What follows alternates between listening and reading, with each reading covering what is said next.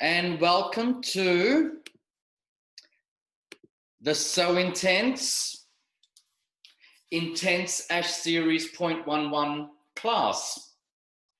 So there is a lot to discuss today, as I find, people are challenged with this line of color and we limit their use. And when we try to create with them, we don't always get the best results. So hopefully today I can shed some light on how to best work with the Intense Ash series. So the colors on the chart will look like this. So it's your level 6, 7, 8, 9.11. And today, what I plan to do is give you a great explanation of how to best work with these colors. And also throughout the day, we'll be recoloring a mannequin using all 4 levels of the series creatively by mixing them or say enhancing them, spicing them with some interesting reflex.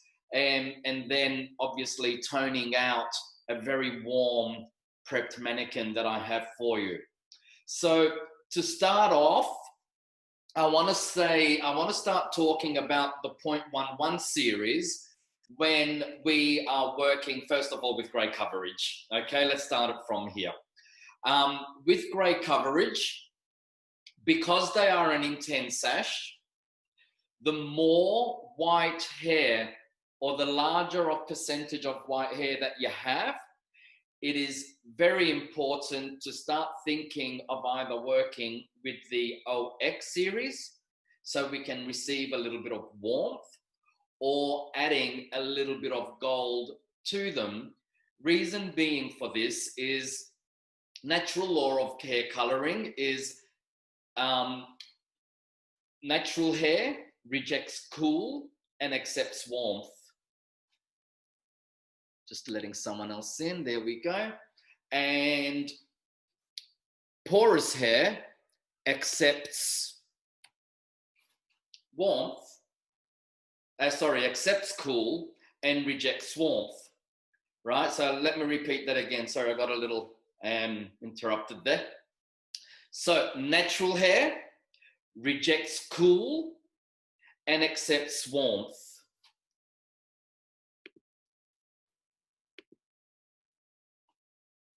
Porous hair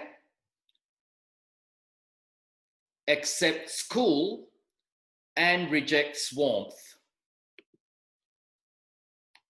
So therefore, when we are trying to sit a very cool color in white hair, there's a good possibility that the stronger the white hair is, the possibility of translucency will occur. And then when we are coloring very porous hair, the hair will quickly grab and give you a very overtoned look. So we will look at these 2 aspects today, but first we are going to look at working with intense ashes on grey coverage. So if you have up to 70% white, there is still quite a bit of natural in that hair, that when we are either lifting 1 to 2 levels, there's enough underlying pigment that's going to give you warmth for your coverage to be successful. But when we are coloring 70 to 100% white and the hair is extremely white, it may be advisable, 1, to either use your OX as your base, or if you didn't want to use the OX, you can use your 00 for resistant white coverage, or your 0.0 for non-resistant grey coverage, and then simply add 3 grams of gold, 1 shade darker than your formula. So for example, let's just say I've got 90% white hair, resistant, and I want an 811 result, or on a level 8 cool, then I would mix 30 grams of 800, 10 grams of 811 with 3 grams of 7.3. So basically what I'm doing there is pre-pigmenting the hair. In the old days, we used to put a lot of raw tint on the hair, which works fine when you've got a couple of white spots around the hairline. But when you have 90 to 100% white, you do not want to be applying raw tint all over the hair. So that's going to help your Intense Ash sit a lot better in the hair without turning translucent. Now, moving away from grey coverage, and let's start talking now on natural hair. Just letting more people into the room, which is great.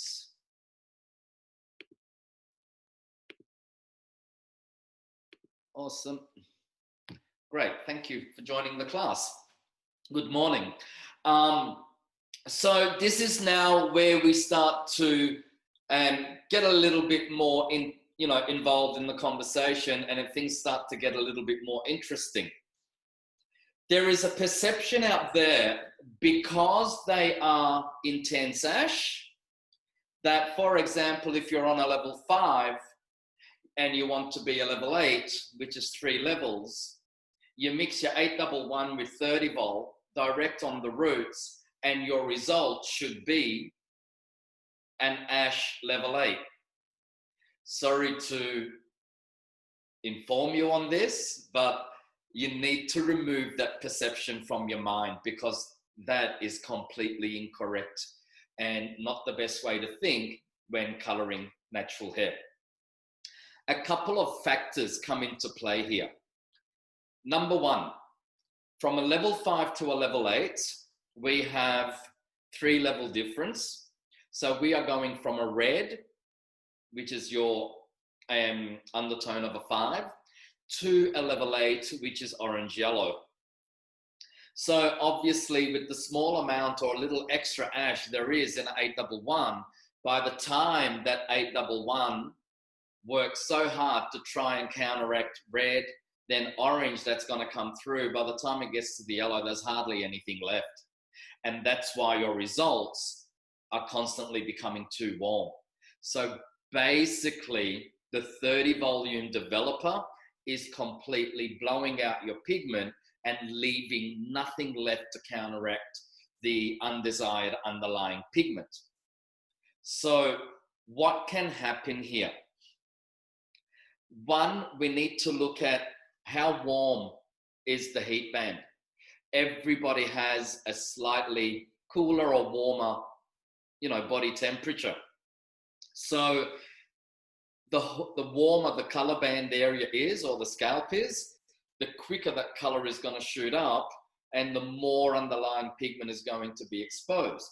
So prior to coloring the hair, what one can try and do, especially in the hot summer months here in Australia, even in Sri Lanka and New Zealand, is actually cool the scalp down a little bit before we start to color. So let's just talk about this a little bit here. One, pre-mix the color and allow it to sit on your trolley for a couple of minutes. So therefore, the 30 volt can stabilize to a true 30 volt.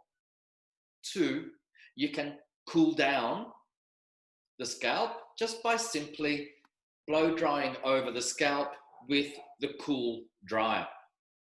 You don't want to overcool it, because the colder the air is, then the more closed the cuticle will become, and then you may not get the desired lift. So that's a couple of aspects that we can look at. Just letting more people in.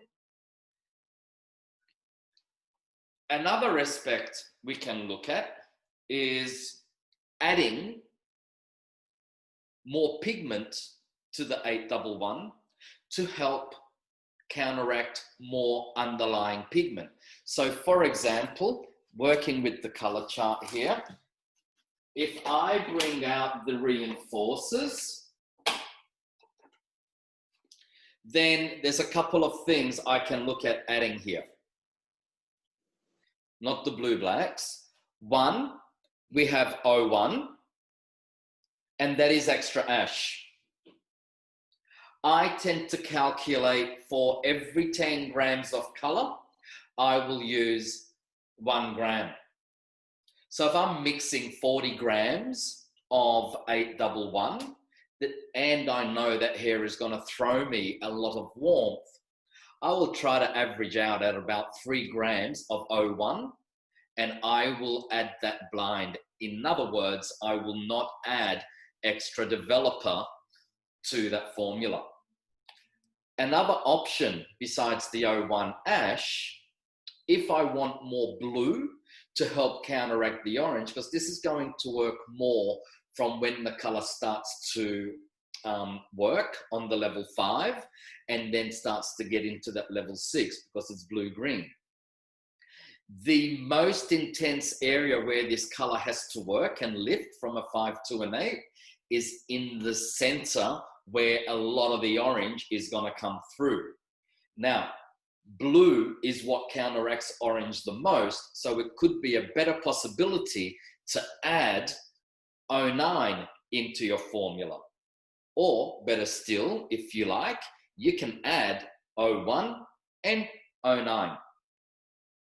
That's if you want to work at counteracting the underlying pigment as the color is coming through and lifting. So this will help to a certain extent. Now, keep in mind as well that the more concentrate I add into any color, it makes the color heavier. Therefore, I start to lose the lifting power of that color.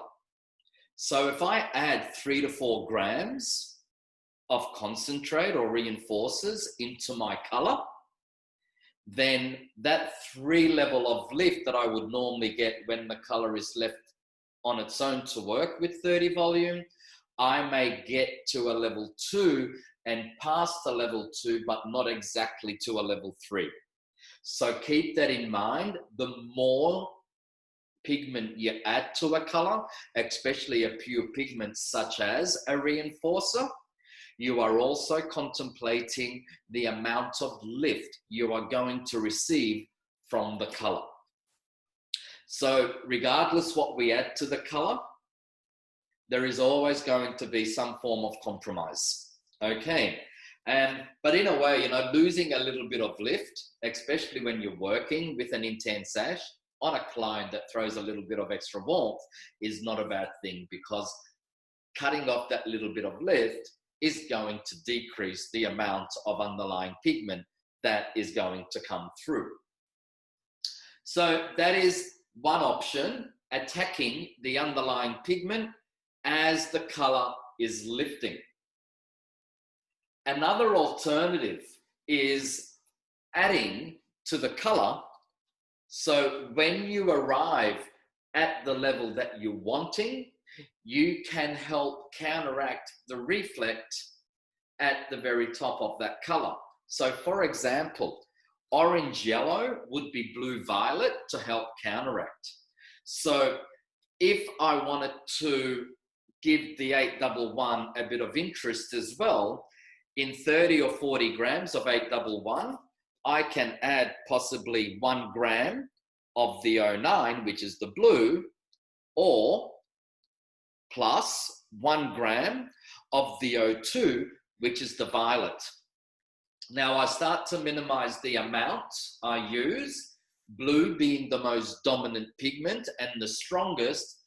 I do not want to add or over manipulate the color, that my result is going to be completely distorted.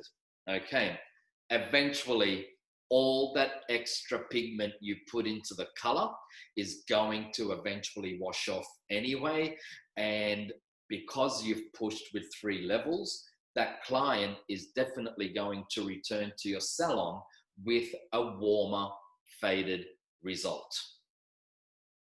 So that is one reason, and one of the main reasons why your clients do return to your salon 5 to 6 weeks later when they want their regrowth done again with warmer hair.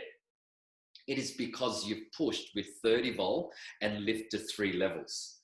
All the reflect has washed off out of the color. Now you are left with the underlying pigment of that color, which is normally an orange tone. So I hope this is all beginning to make sense to you now. okay? And there's, many aspects we can look at here, and I really want to break it down for you.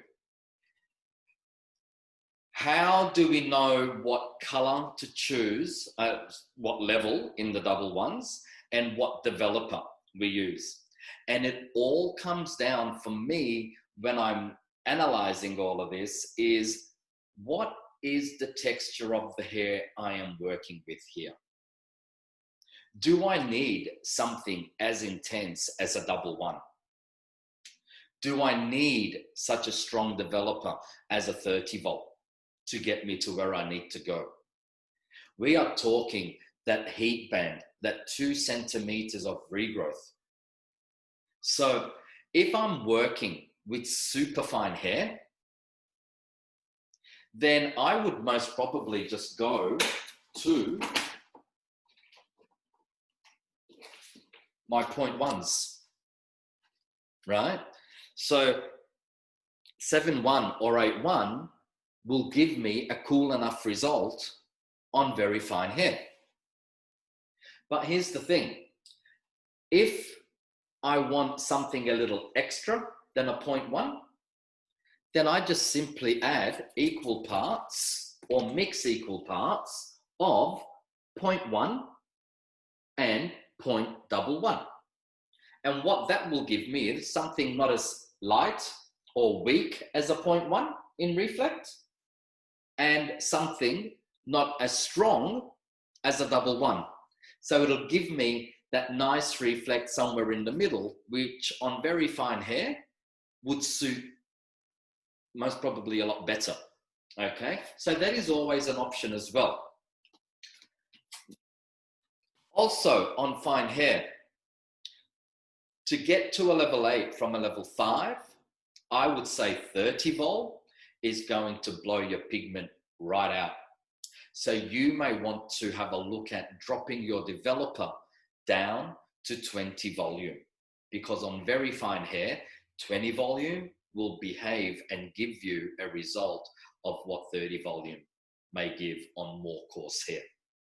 So working with a double one or a 0.1 with 20 vol on a natural level 5 on fine hair, just on the regrowth, is going to be sufficient enough to give you enough lift and enough reflect. So that is always one option. On coarse hair, which is prone to have, 1, more pigment, 2, it's going to release more underlying pigment. This is when you start thinking, okay, definitely the double ones, and what do I need to add extra to them? On the heat band, do I need to try and get to a level 8, or can I have that little bit of depth and then open up the rest of the hair and give me that lovely shadowing effect, yeah? And then that beautiful lighter aspect of color midst to ends, or just off the roots to the ends. That is always another option. And these are options I would be discussing with your clients to minimize the level of warmth. Always the ultimate option would be, in achieving very, very cool gray tones, is to pre-lighten with foils directly to the roots and then coloring with the double ones mixed with your F11 or F10s, okay, to create a more gray result. But to try and create a gray result on a level 8 from a level 4 or 5 with a tint and a high level of developer, I am sorry to tell you, it is the most difficult thing to achieve, and you will rarely, rarely ever achieve it, only because of the underlying pigment. That level of color and reflect just does not sit on that level of underlying pigment. So therefore, by cleaning it out with pre-lightening product first, getting to a 1 shade lighter to where you want that grayness to sit, is always going to be your best option to create those beautiful, super cool colors. When you're working on the same level, or 1 level to 2 levels lighter, you are going to have much more success with Ash Reflex, because you're not pushing the hair as hard. You are still allowed to be gentle, and you are savoring a lot more pigment in that color to counteract the less pigment that is going to come through from lifting and opening up that natural hair. I hope this is all beginning to make sense again. And if you have any questions, please jot them down in the chat, and I will happily answer your questions as well as we move on. So just to refresh that this meeting will end at 10:40, and then we'll come back at 11 and we'll look at the mannequin and start formulating. But there's a good possibility that we may be able to, when I do the application, that we can just continue extending the time, because I've done something here that allows me a little bit more time. So we may put that into action when we're applying, so we don't lose any application time. Now let's talk about mixation and formulation with the double ones. The 0.11s, I would mix 1 to 1.5 and not 1 to 1. We mix them 1 to 1.5. 1, because they're very intense. And 2, 1 to 1.5 allows us to drop their alkaline level just that slight little bit. So therefore, not forcing the cuticle open when we are coloring and exposing so much underlying pigment. By dropping that alkalinity and pH level of the color, and when it's oxidizing and processing, allows us to have more pigment left in the color and gives us a better result. So always keep that in mind. When used on their own, the 0.11s are best mixed 1 to 1.5. Excuse me. So 30 grams of color, 45 grams of developer. Now, whether we are working with semi 5 volt, 10 volt 3%, 20 volt, 10 volt 3%, 20 volt 6%, 39 or 40 12. Okay, we always mix them 1 to 1.5. But definitely 40 volt with the 0.11s, I would absolutely keep away from, unless you do want a lovely copper instead of a cool result. Now, for when we are working with much darker hair, obviously, if I'm working, say, on a level 2 or a level 3, so now we're looking at more subcontinent hair, more ethnic races such as Asian communities and people with very dark hair, Maoris in New Zealand and so forth. But here in Australia, like, anyone can walk into our salon, and we need to be prepared and knowledged up on, all kinds of hair. So to me, it's not really whatever race the person is what level, how dark are we? Whether it's Asian hair, Indian hair, Sri Lankan hair, Maori hair, to me, Aboriginal hair, it is all irrelevant. Hair is hair.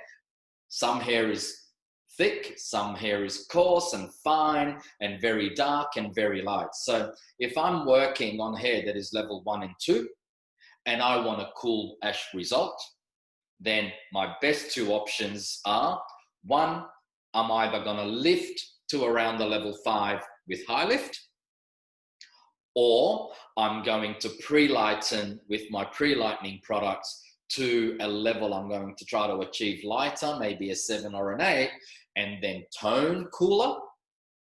But I'm definitely not going to get, for example, 911,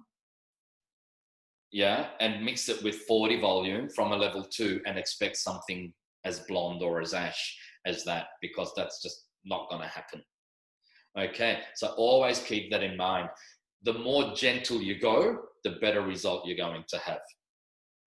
So if I'm lightening dark hair and I want a very cool result, but I don't want to force the hair with too much pre-lightening product, I may choose to go with a high lift first, and then I will go in with some fine foiling. When I've got my foils in, I will color in between a darker level of the 0.11s, say for example, a level 611. And then when my foils are ready, I could tone with a level 7 or 8 double one and give me a nice variant of a stunning, cool, light chocolate brown color. So there are always options on how we can break down, the road to achieving the result that we want. If you try and force a color straight away, then I think you're going to have more of a challenge when you get to that level that you want with so much excess warmth. And then it's like, okay, how am I going to deal with this? And you're only going to have to color darker anyway to get rid of all that warmth. So if you go gentle and do things step by step, then you are going to find a better result. Now, we as hairdressers understand this. So I think our bigger challenge than getting these results is actually having the clients understand the process. So I'll just read this question. 0.11, when I do toner, always I see blue showing. Okay, very interesting, because the double one, if you are toning purely with a double one, especially on pre-lightened hair level 9 or 10, where you have minimal yellow, then you are toning, it's going to grab very quickly to begin with. The amount of blue that's in the hair is going to clean away any warmth in that blonde, and then it's going to start depositing a lot of the extra pigment that is left in the hair. So if you want an ash toner, but you don't want to see blue, then you need to drop down to your 0.1s, and also add a bit of your 0.2s or 0.3 to stop the hair from turning blue. Does that make sense to you? I mean, I know a lot of people out there are toning with the 100.11, and then they complain that it looks too blue, but you're only creating that to happen. And it happened when do root shadow, with natural hair and foil together. Okay. Here's the thing, right? If you're doing a root shadow and you've got foils, right? You are either wanting to tone. So can I ask, what level of 0.11 are you doing your root shadow with? Because this is an important question. Because if you are working 711, are you mixing with semi-developer or 10 volt? Okay, are you mixing 1:1 or 1 to 1.5?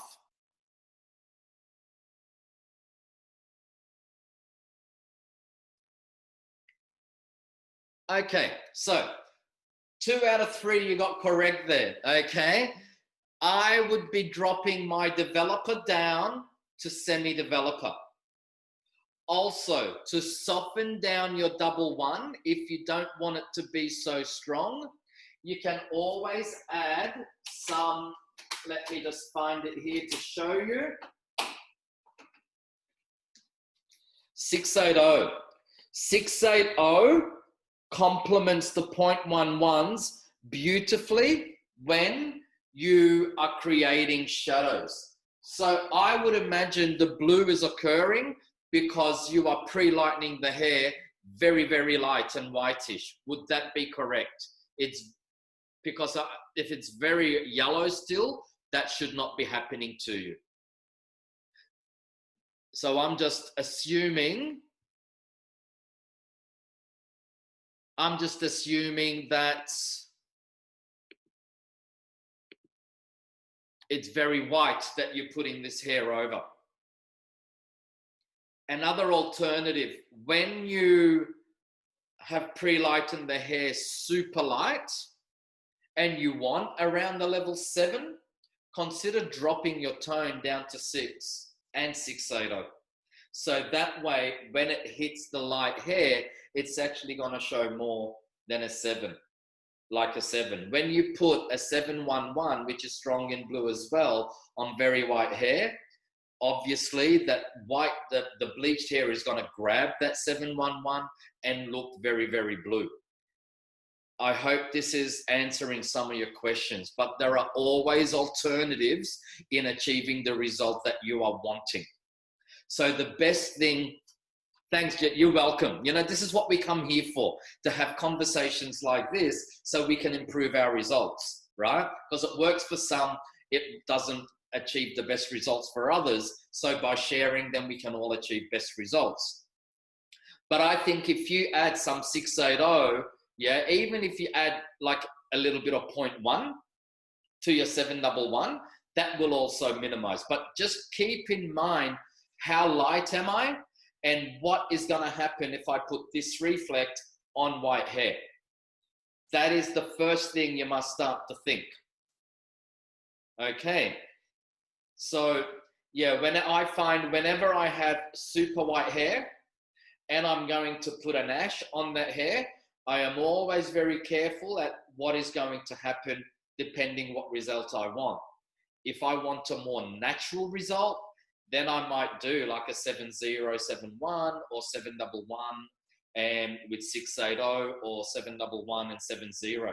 So there are always ways at minimizing that amount of blue that I'm going to throw onto that white hair.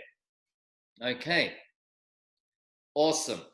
And so do we have any more questions out there? So today, like I mentioned, when to do a root tap with 7, I feel it warm. Okay. If you're doing a 700 shadow and it's looking warm, but then again, I'm going to go back to our previous conversation. You are doing a lot of your shadows with 10 volt. Would that be correct? Because if that's the case, it's actually the developer that's causing the warmth for you. The 10 volt is lifting too much for you because the shadow is being applied directly to depend on hair and texture, right? That's very true. So the slightly finer the hair is, I would imagine the warmer it's becoming because the lift is greater. But always keep in mind, whenever you're doing a root shadow, because these are demi-colors, consider always doing your shadows with a semi-developer. 1, less movement on the natural. 2, quicker deposit. And these are going to ensure a better result for you all the time. Okay, another aspect I look at. So I'll introduce you to the model I'm going to have later on, right? So another aspect I look at, whenever I'm doing shadows or I'm coloring any color on the roots that I don't want the heat to excessively shift for me, I never grab a lot of color and really saturate the roots. I would prefer to just gently work, even if I have to feather at the roots like so. It's just a more gentle mode of application that rather than saturating and getting the full-blown effect of that color, okay, the heat is going to react more to a lot more color. You will get less reaction with heat if you just shimmer that color over the roots. Wait till it settles because you can always go back and apply more color. But if I do a fresh mix and I saturate those roots straight away heavily with a color, then I'm going to move a lot more base and create more reflect. And this is something I'm going to get into more next week in the blonde toning class, just looking at techniques and ways to minimize how we can minimize any possible lift on the roots. Okay, but I'll get into more of that topic next week. But today I want to just focus more on creating beautiful reflects with the 0.11s. Me personally, I'm not a big ash reflect person, and in all honesty, yeah. I like ash and cool chocolates on darker levels. I'm not big into the whole grey thing, and it's moved on so much from the grey nation.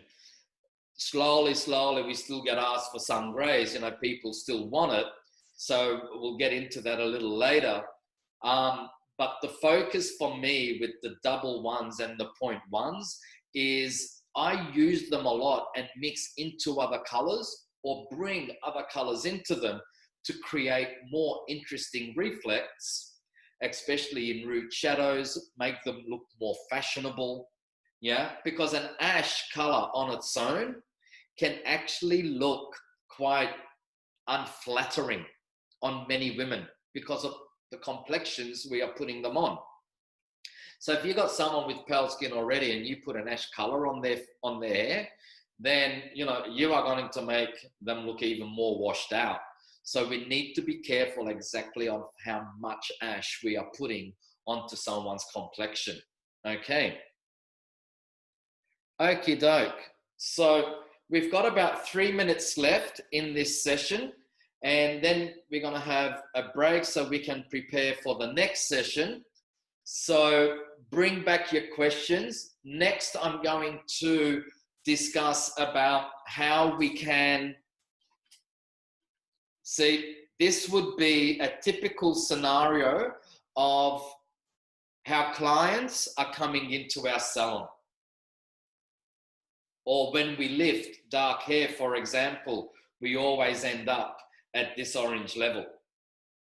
So I want to focus on showing you how we can counteract all this warmth and create interesting and fashionable reflects working with the 111 series without looking flat and dirty in the hair. Okay, so this is what we'll do when we come back. We'll analyze the level of orange that's in this hair, the natural to the lightness at the ends, and then I'm going to show you how I'm going to work with the 4 levels of the Intense Ash series and what I'm going to creatively mix with them. And then in the 3rd session, we'll have a play at applying these formulas to the mannequin that we have here with us today. So there's just a couple of minutes left. Does anyone have any questions on this first session? So, okay, let's just quickly recap. Intense Ash series, mixed 1 to 1.5. Even if I'm mixing them with naturals, double O's or OXs, to me, the 111s deserve just a slightly less pH level, and I'm going to mix 1 to 1.5. I will still get my coverage and I will get a nicer ash reflect when I do that. If I've got darker hair, I am not going to push the 111s with a high level of developer. I would prefer gently to lift away that underlying pigment, either with a gentle high lift or pre-lightening, and then tone over with the correct 111 series to create my beautiful ash reflect. If I want to counteract more underlying pigment when I'm using the 111 series, then I'm going to add either my 01, 09, or possibly 02, depending at what level of counteracting I want the 111s to work with. Okay.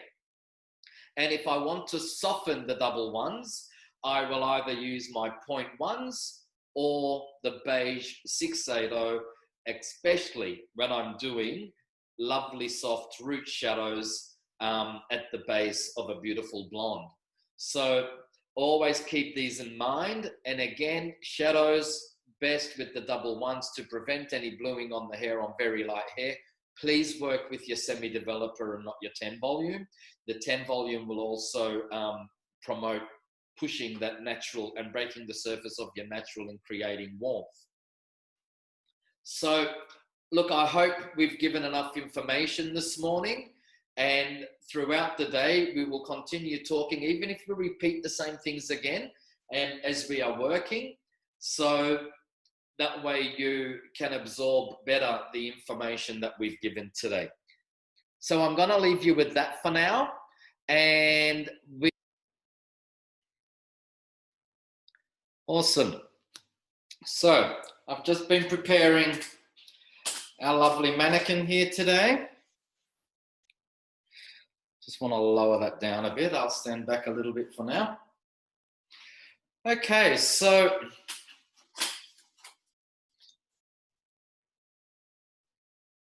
I wanted to prepare this mannequin as close as possible to, I guess, a more regular scenario that we would find coming into the salon. So I'll just get her off here a moment. As you can see, she is a level 5. Not naturally, of course, because this mannequin obviously started her journey in India. This is originally Indian hair, and then it's processed to a level 5, and then I've pre-lightened it with powder and 20 volt to get it to the level 7 orange. And after I did that, then I went and did a freehand foiling session just around the front area here. So I took a section from the crown to just behind the ears on a diagonal on both sides, and I did foiling from the ends till about mid-hair, just very scattered, and flicked through like a soft balayage, and continued lightening a little further mids to ends without trying to hurt the hair too much. Being already a heavily processed mannequin, we need to be careful that we don't push them too hard, otherwise the hair can easily snap. So always keep that in mind whenever you're working with a mannequin, to just go gentle. Don't push these mannequins too hard.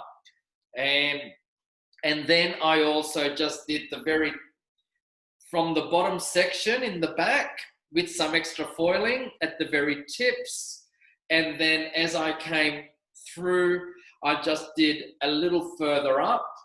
And so that all blends in through. So I did say to you that I wanted to work with all 6 levels of,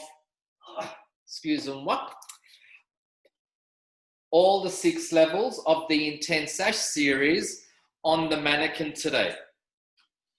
And I think it's a perfect example of how we can see what each reflect will do for us. But I wanted to create a bit of fun and a bit of interest as well, and in how you can manipulate with a little bit of extra pigment and make these double ones look more interesting and more fashionable, besides just cooling down orange or having a flat color. And by adding a little extra to them, you actually create more shine and more reflect and more interest. So when that client is walking down the street and people look at her, they're not going to go, oh, that's a nice ash color, because no one says it's a nice ash color. But when they see reflex playing in the hair, they're just going to say, oh my God, what a gorgeous color, because they don't know what exactly is happening there, but they're seeing this beautiful interest of color. So I'm going to break this down from level 6 at the roots opening up to level 7, blending into a level 8, and eventually at the front only into a level 9. So this front panel here is going to have all 4 double 1 series in them. In the back, I'm going to stick to 6, 7, and 8, because I also want to show you what toning on same level or 1 shade lighter will look like with the double 1s, and how we can create more smoky colors rather than just flat muddy colors. Okay, so I just want to talk you through the formulas in this session, and then when we come back at 12 o'clock, and we can go through the color process, and I'll show you the technique on how we blend and smudge through and everything. So it's not just about toning, but it's also picking up an extra little bit of technique information here as well. Because to blend 4 colors in together, if you don't do that correctly, then you are going to have very distinct lines. So I want to show you a way how 1 color can just blend into another seamlessly. And yeah, at the end, then when we dry her off and style her, we'll be able to see a lovely play of reflex, but underneath all those reflex, we know that we have a nice, cool color. So let's start with the base color. Even though I've pre-lightened as close as possible to the roots, I still have quite a bit of natural level 5 to play with in there. Okay, so my roots color is going to be, just want to bring this out a little bit. In my 611, I'm going to mix a hint of 629. Yes, you heard correct. Now, I'm not after a 629 result. I want a 611. But I want this 611 rather than just looking flat, okay? I want it to show me a bit of fun, but I'm using the 629. So here, you could use 622 or 629. Always keep in mind, the 629 is a lot stronger than 622.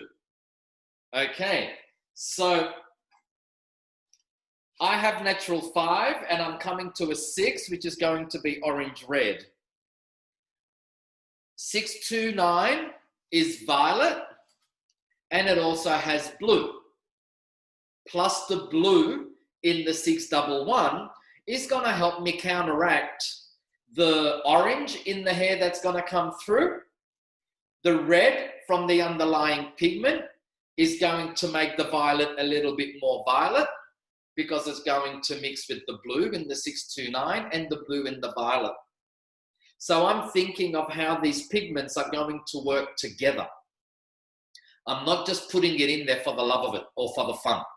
Yeah, that, yes, but more so, how am I going to counteract these colors and create an interesting, fun color and more young and fashionable current color with the ash?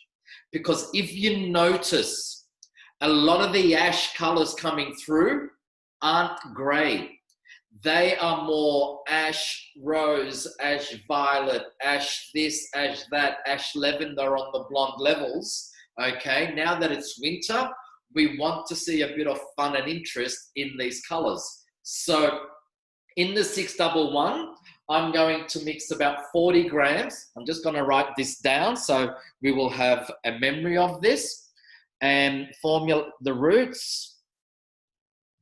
I'm going to do 40 grams of 611 plus 1 gram of 629, and that's going to be 60 grams of 10 volt. Okay, so 40 grams of 611 and 1 gram of 629. 1 to 1.5 will be 60 grams of 10 volt. And I'm going to need that anyway because it's not just the very roots. I'm going to come down at least 2 to 3 centimeters. So I'm going to need the extra color there to help me blend in. Okay. Then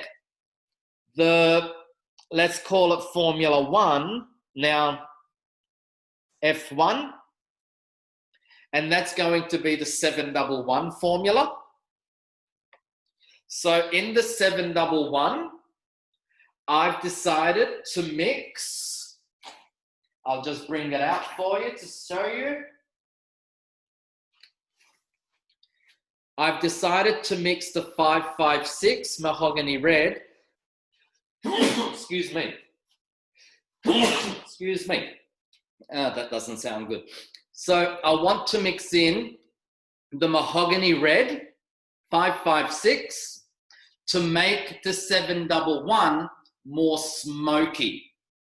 So I want to give a mahogany tinge to my 711, and the way I'll do that is, again, 40 grams of, actually no, sorry, let me rephrase that, 35 grams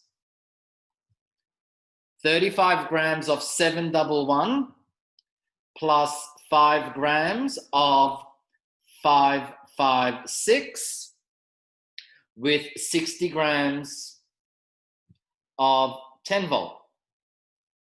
Okay, so that's 35 grams of 711 and 5 grams of 556.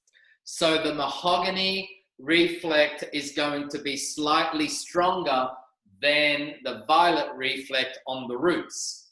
Now, if you look at these reflects, you will notice as well, not only are we going to go one shade lighter from a 6 to 7, but from the 6 to 9, which is a more intense violet, and we're also beginning to lighten that violet and come out more into a mahogany, but these reflects are still married to one another because you've got your violet inside both of the reflects.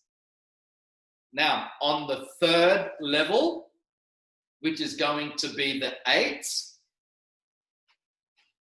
do I have that out already? No, okay, so on the third level, with my 811, I want to create more of a pearly mushroom reflect. So to do that, I'm going to add 8.2 to my 811. Now, I want it to still be more of an ash color. So I'm going to add more 11 than I am 0.2. Again, 0.2 is the violet that is lightening up from the 6 to 9, 4, 5, 6, and now hitting the same level on the level 8, okay, in a lighter aspect of violet. So that formula is going to be, and let's call that F2, and let's do 25, no. It's okay to change your mind. Just follow your instincts. If you call something out and you're not feeling it, change it. So 30 grams of 811, that's going to maintain me a richer ash reflect, plus 10 grams of 82. Now I'm going to drop my developer to semi because I want a stronger deposit here to go more deeper in the color. And I'm going to do 60 grams of semi. Also, the hair is getting lighter, therefore it's had more pre-lightening processes and it is more porous, but I will equalize my porosity by adding marshmallow into the level 7, level 8, and level 9 formulas. I won't on the roots because I still have a lot of regrowth there. Now, my final formula, which is going to be formula 3, F3, is 911. I can add more violet into this and create a 92 and 91, but that is going to give me almost an identical color to the level 8. And to me, to go 3 different colors and end up the same at the very end, I've lost my interest to myself there. So in violet is made from blue and red. I don't want red here. So I want to actually bring out more of the blue because on the lighter aspect, okay, and plus the 629 having the blue in there, that is still going to marry ends to roots, and all these blue, all these ash and different violet reflex are also going to work as you get lighter with blue. And the way I'm going to do that is by simply adding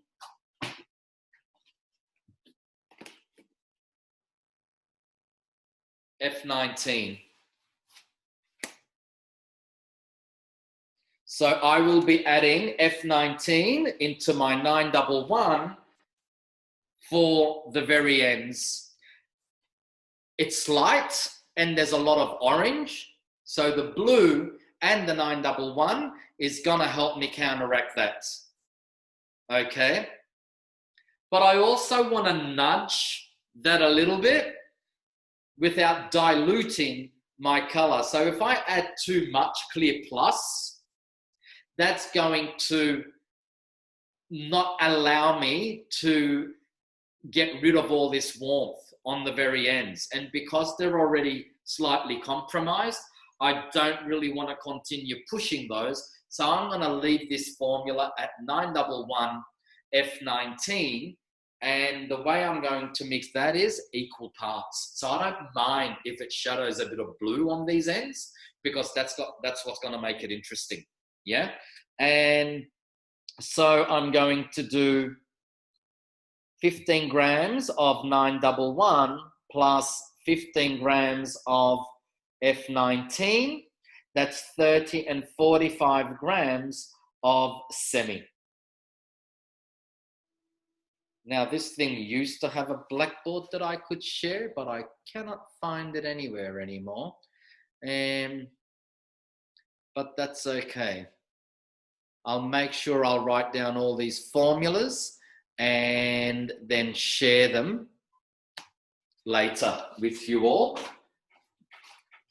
But if you want to jot that down, and I'm going to do this as well so everyone can see them. And in the break, I will rewrite this and make it look a lot more neater. So I hope you've managed to get those, but I'm going to keep that there so I know what to mix. And at the same time, like I mentioned, I will rewrite that. No, I'm not going to add clear. No. If I had whiter hair, okay, with less yellow, let's just say this was blonde and pre-lightened well, and I wanted a more silvery blue, then I could have space to dilute that formula. But because I need that formula to get rid of all this orange for me, right? In the light, it looks a lot lighter. So if I bring that here, under light, it looks a lot lighter. But in hindsight, really, if I bring that back here, it's not as light as it appears, okay? And that's why I'm not adding clear. I don't want to lift it because the hair is too compromised. So I just want to blend it all in. I don't mind a darker level and a slightly dirtier and dusty bluey ash on those very ends. I don't mind that. And if I get a powdery shadow of blue overtone in this color, I'm not fussed at all. The more modern and the more funky it can look for me, I'm fine with it. Okay. Plus it's the last color that's going to be on, so it'll be the least timed color as well. How are we going for time here? 11:19. Oh boy, we have a lot of time to cover here. So, does anybody have any questions so far with these formulas? Yeah? Or the design of how we're going to work here? Actually, I may need to just resection this a little bit because I'm seeing a lot of this foiling back there that doesn't really belong with all of that.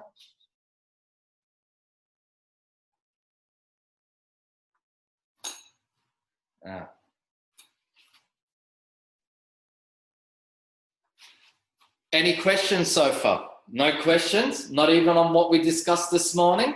Yeah? Any questions about the formulas? Nothing? Okay. Are you intrigued by what is being mixed into the formulas? Is this something that you've done or you're not sure what the result is going to be? And are you okay with why we've chosen to do these colors? You're not sure? Okay, not a problem. And look, with me, like I was saying this morning,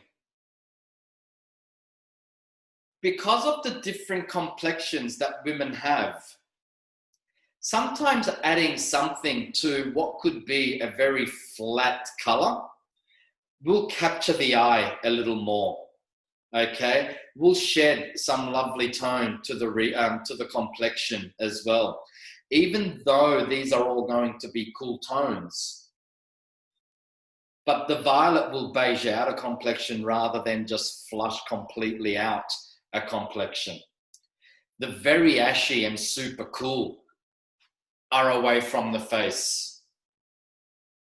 So what's going to be around the face and around the eyes are the more interesting reflex, which is the 611 and 29, and then the 711 and 556. That hint of warmth with the cool is going to bring out any color of the eye, but also because you're in the major part of the face here, is going to work a lot nicer with the person's complexion.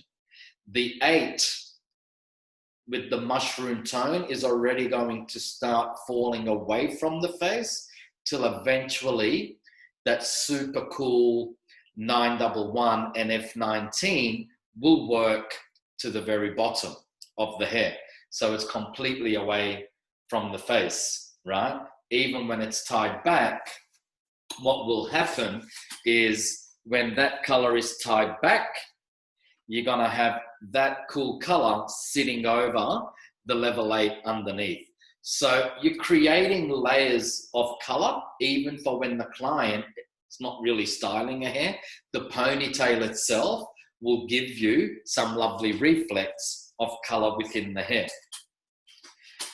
Is there anything that you would like to see on this model happen? This is your class. So if there's something that you'd like to see and I can manage to make it work with what we've done as far as creating these formulas, I'll be more than happy to do it.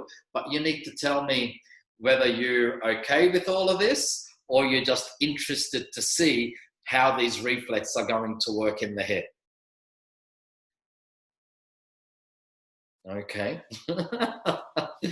No one wants to type anything today? Great, not a problem. Not a problem at all.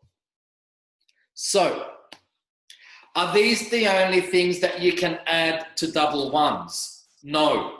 Okay, so some tips when you're formulating. Just keep in mind, if you add warm colors to double ones, then you are reducing the level of ash, as always, okay? Or better still, what complements the ashes? Tobacco is also a lovely range. This color chart is all over the place now because I've pulled it all apart, but anyway. So any of the tobaccos are going to work lovely with your double one series. If we can have a 971 as a blonde tone, then adding double one to any of your reflex are going to create, especially the darker levels, are going to create some very interesting chocolates for you. Those ladies that like, for example, that would like to try being a little bit copperish or on the warmer tone, but are afraid of looking too orange, then the 0.7 is a nice natural color, okay? You can add a little bit of 7.4, but then you can always soften everything down and create something really unusual as a reflect by adding a little bit of your 0.11s to them. So for example, if I want to create a stunning chocolate on a level 6, I could mix 6.7 and 6.11 together and create, and I had orange hair like this, I can get rid of all that orange. The 7 will give me a cooler version of that, but by adding the 6.11, it will just take the edge of anything that wants to remain warm in the hair. It will absolutely be a stunning chocolate, and I would do that 1 to 1.5 and 10 volt as a toner. Can you please say again, drop the 0.11 series?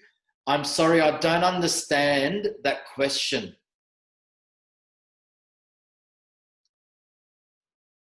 I don't know what you're, can you please drop 0.1? I don't understand that question. Can you ask me the question in a different way so I can understand what you're trying to tell me, please? Because I don't understand that question and I'm finding it very difficult to respond to you.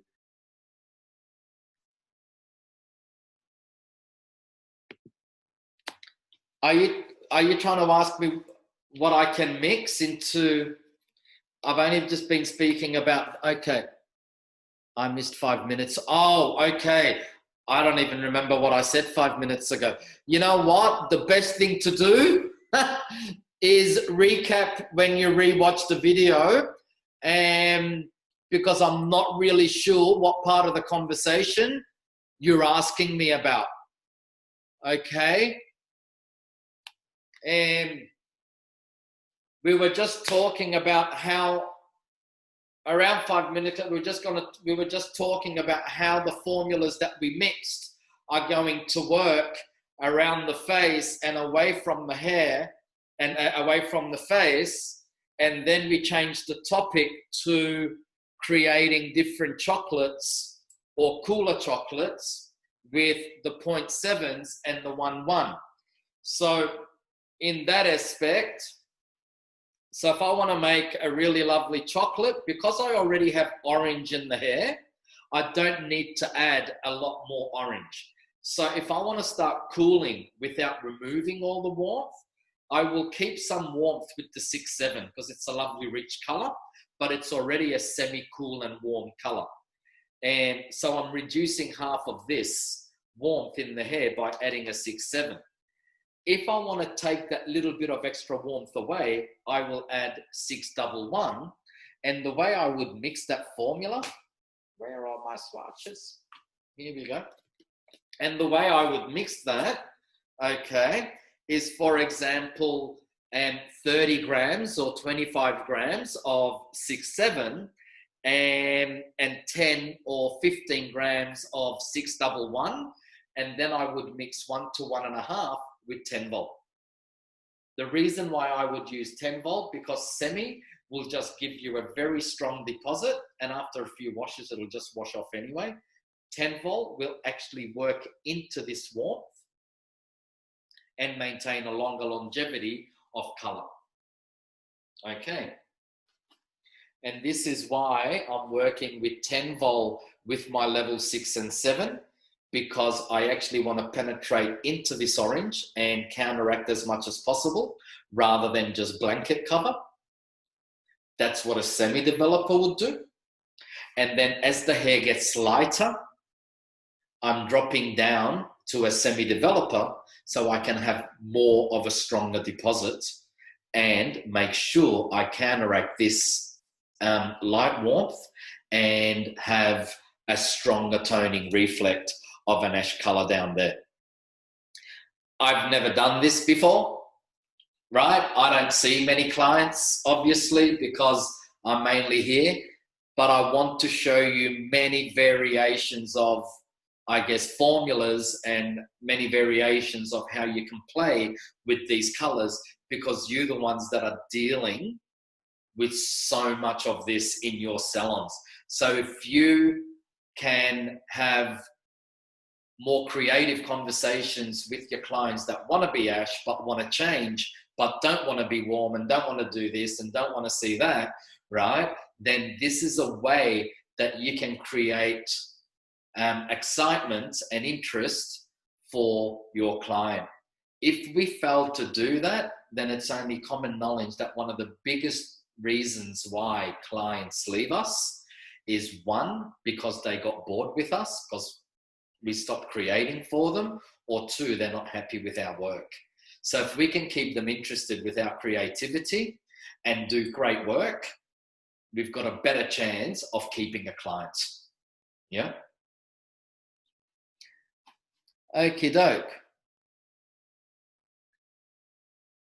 So when we get back in the third session at midday, I'll be starting to color, and I'm really excited to see this. It should be a lovely color. It will be a lovely color. And hopefully by the end of the day, you are going to have more insight to how you can reduce warmth from the hair, and best of all, understand these 0.11 series, because they are an amazing color, but if you use them incorrectly or have the wrong perception of them, they will not give you the results you're after. So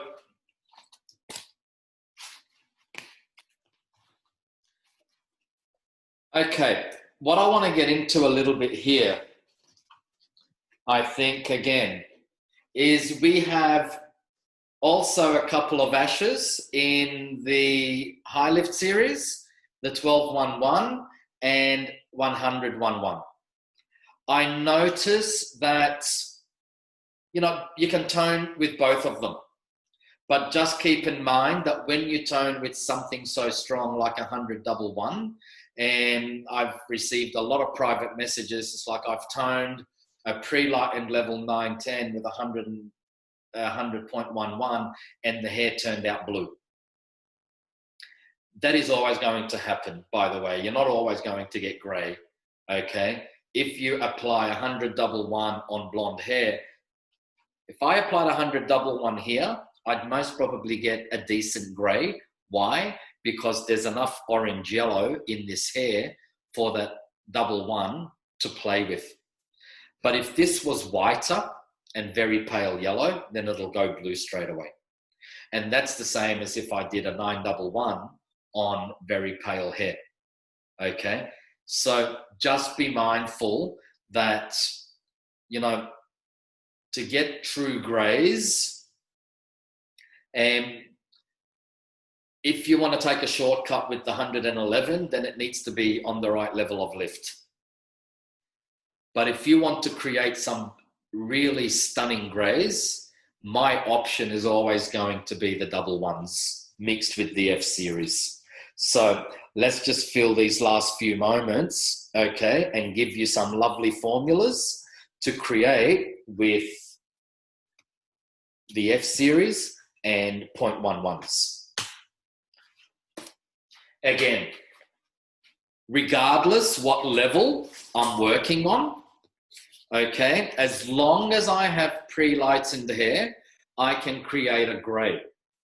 It is going to be very difficult to create a strong grey on virgin hair, because as soon as we open it up, it's going to start exposing underlying pigment.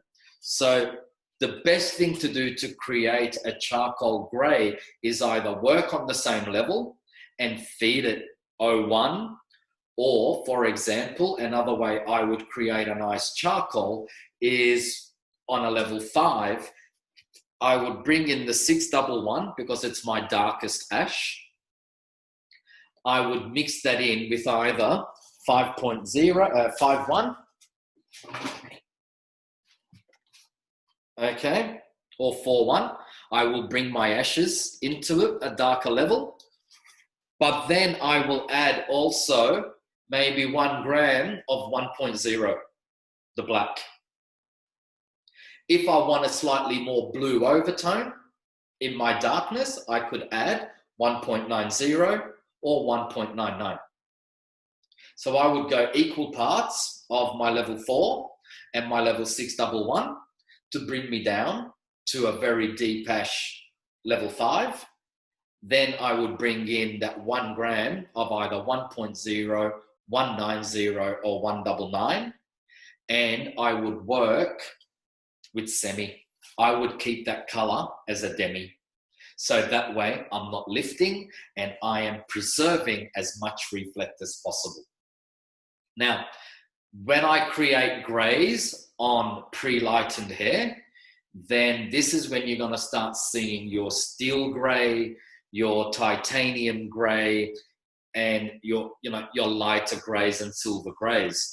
And again, you are going to work with all your levels. So first I pre-lighten, whether it's a level 9 or a level 10, I'm not worried, as long as I am that light. And anything darker, then you are going to start getting more softer blondes or ash blondes rather than super grays. So if I want a charcoal on pre-lightened hair, then I would mix equal parts of 611 and F19. That's going to give me that blue-grey color. Say 20 grams, and 1 gram of 1.0. That's just going to marry those two colors together and keep them in their depth. And again, 1 to 1.5 with semi-developer, because I just want a strong deposit into that whitish hair. If I want more of a steel gray, then I would do exactly the same mix, 711, but then I will do, sorry, not exactly the same mix. Well, you can either do F19 or F11, right? One or the other. Or better still, why not mix? And 10 grams of, you can do, for example, 20 grams of F711, 10 grams F11, 10 grams of F19, and then have your 60 grams of semi-developer with your 1 gram of 1.0. I need to add here, when I mix the 1.0, to me, that 1.0, 190 or 199 is like a reinforcer. I don't add peroxide for it. I just, mix it in like a, blind, okay? So titanium is the 811, and I would mix that with F11 and that 1 gram of 1.0, again, 1 to 1.5 with semi-developer. And when I start getting into my silver grays, then I've got many options. I can either go 911 with F11, and if I want a pale silver, I can bring Clear Plus into that. Go, for example, 20 grams of Clear Plus, 10 grams 911, and 10 grams of F11, 1 to 1.5 with semi-developer, but the hair must be a level 10. If there is level 10 pale yellow, like your inside of the lemon, you may want to tone that yellow out first and have a clean canvas and then put your silver on. So you may want to tone with, say, 10.1, and then put your silver over on top of that. So those reflects, being already semi-pasteled, don't have to work at counteracting yellow. They can just deposit that beautiful reflect. Okay, and then obviously you can go into your silvers by adding F10, F11 into your 1028, 1013, 10-1s, or any blends of those colors. All right, so, and that's another alternative of how you can work with the 0.11 series. I mean, there is so much where you can create with them, and these are only 4 colors that we're talking about here, but you can utilize, 80 to 90% of the Jeval color chart to be more playful with these colors. So that's taken us to the end of this meeting, and grab yourselves a warm beverage of tea or coffee or something, and I shall see you back at 12 o'clock so we can start coloring Annabelle and removing her from orange into some really lovely interesting ash tones, working with the 0.11 series. So as promised, before we get going, a cleaner version of the formulas.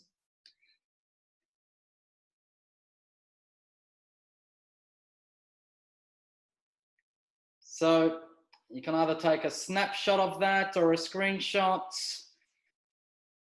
Again, I will write all this down and put it on the page. Okay, fantastic. 4 colors, and I've got my little tags with my post-it, so I know what colors I'm mixing. More importantly, what's necessary is our friend Marshmallow to help equalize the porosity. I'm not putting it in my level 6 formula. I'm only going to put it in my level 7, level 8, and level 9. How much am I going to do? That much. So I'll just put that into my level 8 and my level 9.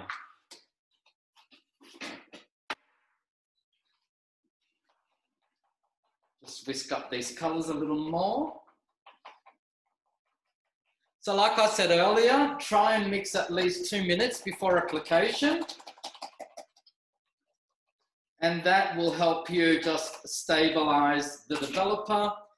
The color should be nice and creamy, like so, not lumpy. But you can actually see the gloss in the color is how I like to explain it. I'm just going to mix the marshmallow now into all my other formulas.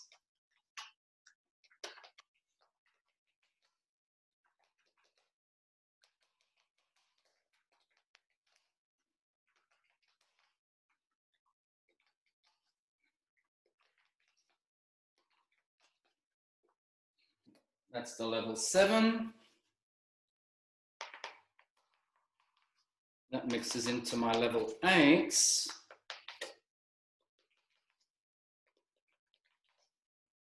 So 6 and 7 is 10 bowl, and 8 and 9 is semi-developer. All mixed 1 to 1.5.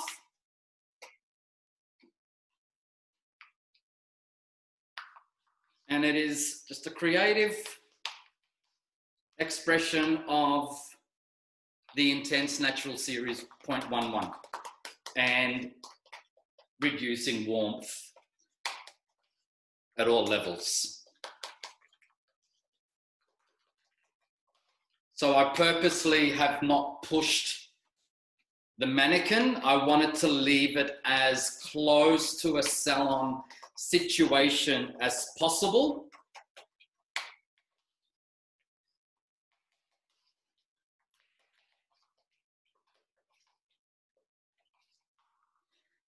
Okie doke, so let's color. So I've separated the sides and the back.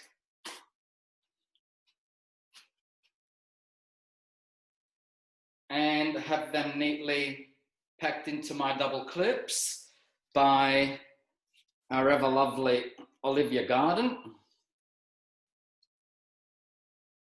like so. And I've got more of the clips here. So if you've never worked with the Olivia Garden clip, and they're called double clip because we have the bottom layer and the top layer. So when, for example, you section the hair, like so, let's just say you were foiling here, for example, okay? And you have the hair up and you put that in the bottom. Let's just say you're foiling, oh, that's way too thick a section. I need to minimize that section. So there's my fine section. Now I can just go and put that in the top section and not having to continue adding more clips over there. So they're very, very handy and really saves you a lot of space, time, and money, because for each 2 clips you're buying, with this you're only buying 1, and they come in packs of 4. They're completely heat resistant polycarbonate, so fantastic clip. Okie doke, so we want to do the roots, and that we are going to do just as a normal application. So we're going to remove this section of the hair, make it nice and clean.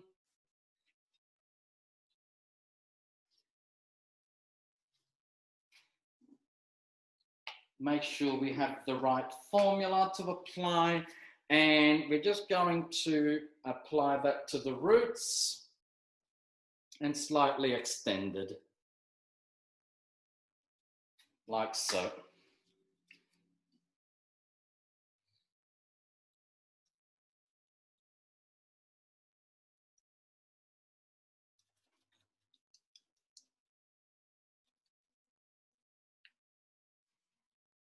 Then I like to do the hairline.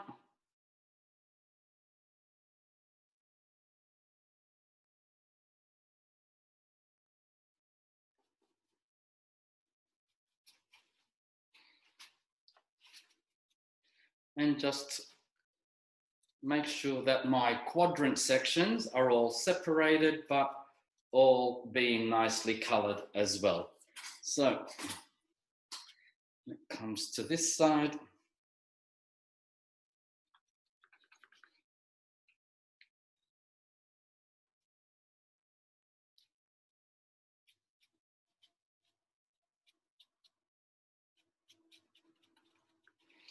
Another thing I always like to have by me when I'm coloring is the Jeval wipes. So that way, if I get anything on the skin, I don't wait till I finish processing. I clean and wipe as I go. So if you've never used them, they are really, really fantastic wipes, and that's the Jeval wipes. And you know, when you're all branded, it just shows a higher level of professionalism in the salon as well. So now I'm going to start from underneath and work my way up to the crown, and just simply doing a root application that's extended a couple of centimeters. So you just want to get that color nice in there, and nothing new about doing an application on the roots. Try and work as swiftly and quickly as possible, so that way you're not over processing certain areas of the hair. Even though all the roots are going to be the same there, because I'm going to be blending differently in those areas is the reason why I've separated the back and front sections. So I can just focus on the back and then start working around the front and the top and the sides. And it's just a nice, easy way to color without being overwhelmed at how much you need to color. When you break it down like this, I don't have a full head to color. I've just got 4 little sections to cover.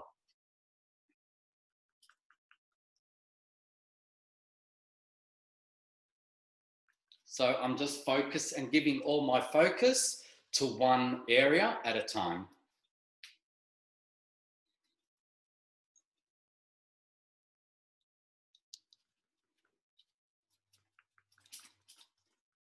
The only time I focus on the bigger picture is when I'm creating the initial look. When I start working on what I'm working on, then it all comes down to sections and step-by-steps. Otherwise, it just stays overwhelming in the mind, and we don't need to be overwhelmed. We need to be able to be focused on the job at hand. And that's how I approach most things.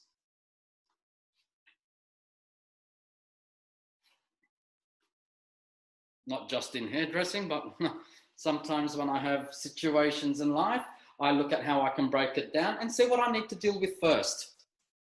And that's helped me as well, just how I work as a stylist, a colorist, and an educator as well. So just continue doing that. So in the back, I'm only doing the 6, 7, and 8 formulas. The 9, I'm leaving to the tips at the very bottom of the sides. So in a way, that level 9 formula at the front is a bit of a highlight area. And it just creates that lovely movement. As you can see, the shape is slightly concaved. So the color's just gonna merge from an 8 in the back to a 9 around that bottom hair perimeter. So it's all pre-planned.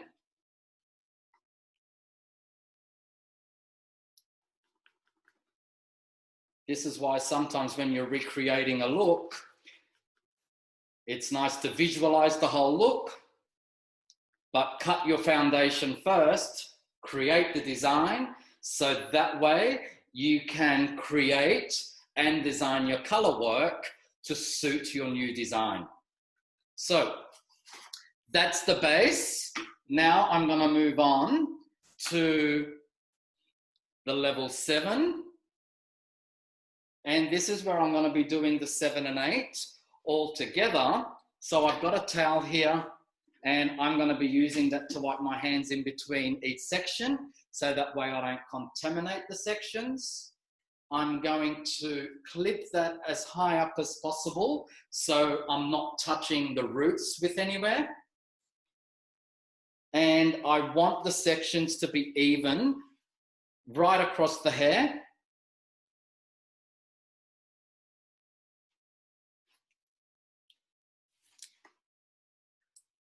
Mannequin hair is challenging.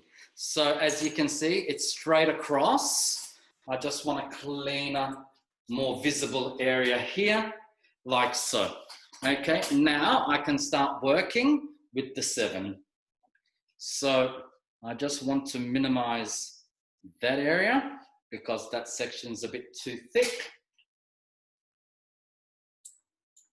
And what I'll do now is bring the level 7 close near the 6, like so, and from underneath as well, and make sure that color gets right in and smudge the 6 into the 7, like so. Drag that down. And if you feel you still want to just deepen that a little bit, you can get 6 and flick that down. Work the 2 colors in together, and that's going to create a nice merge of color right where those 2 colors join. Now, at the very bottom, now I want to bring in the 811 and the 82 with my semi. And we'll do the same. I'll bring the 7 down and smudge that in just where those 2 lines meet.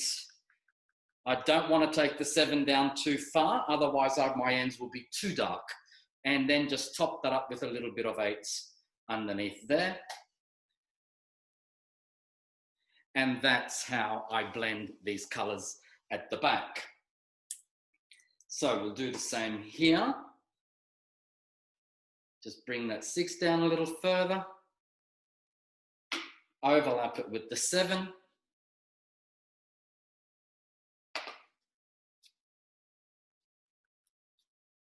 Smudge it. I like to use my thumb to smudge. And spread that color down evenly. And then bring my 8s into play.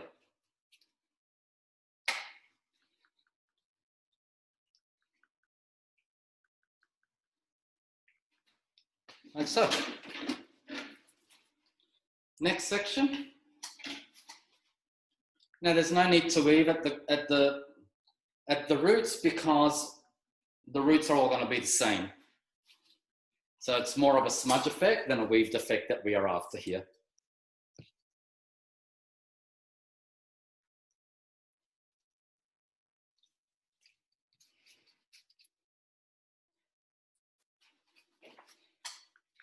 This is nice to do, even if you like, for example, have roots and ends and you just want to give your color a bit of variant, that's also lovely to do as well. So it works with many different colors that we are doing today. And it also almost creates like a natural ombre melt effect. It's actually quite lovely.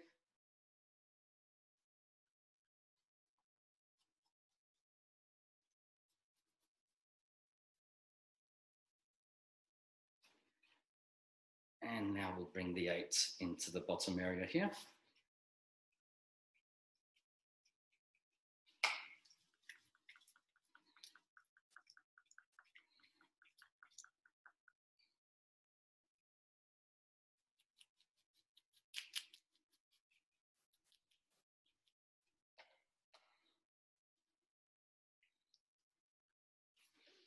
So,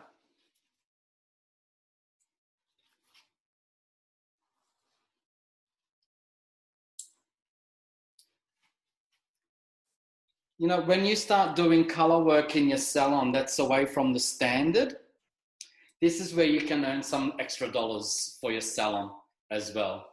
I'm just going to do individual sides here because it's the widest area of the head. And you want to make sure that you're getting that color nice evenly everywhere. Overlap with the 711 here.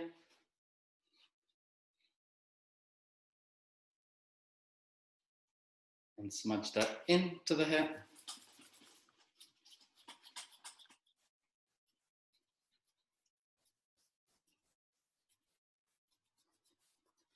And 811 on the ends.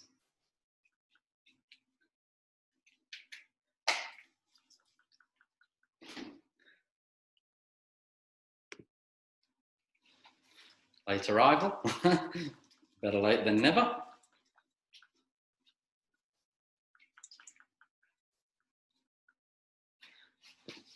Okay, just turn it around a bit so you can all see.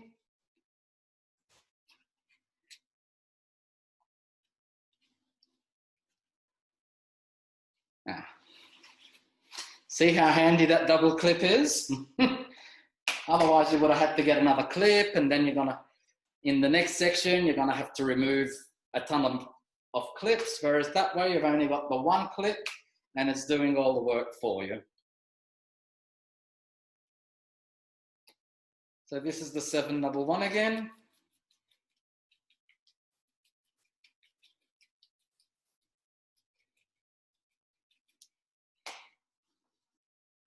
Smudging the 611 into that.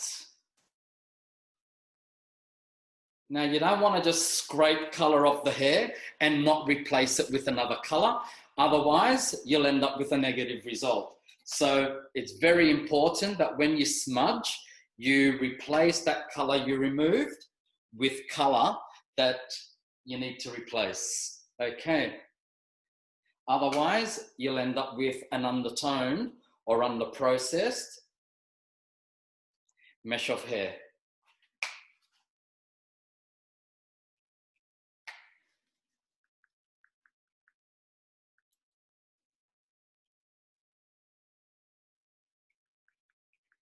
There you go.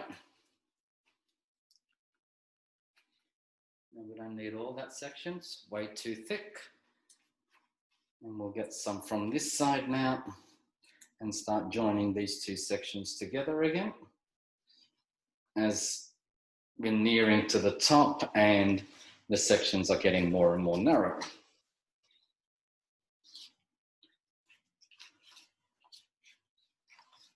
Okay, this is where you may want to extend your root color a little more, coming up to your crown area and minimizing the ends color so you're not too light up the top, okay?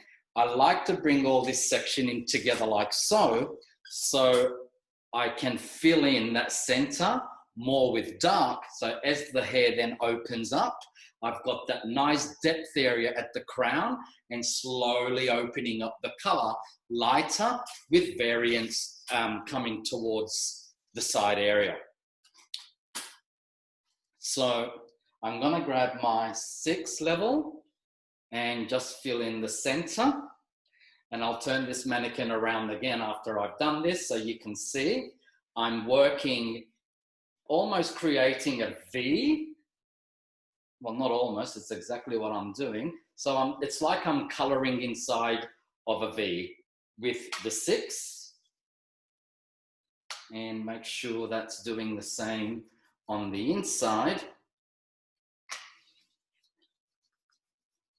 So you can see how I filled that V section with 611.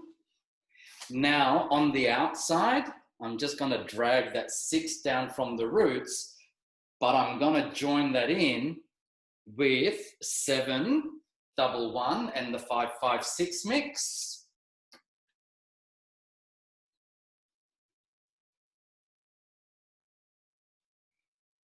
Do the same from underneath. And now I'm just going to work with my thumb, these two colors, so they merge and blend in together, right at the side, on that side, same on this side. Make sure all that hair is covered and saturated with color.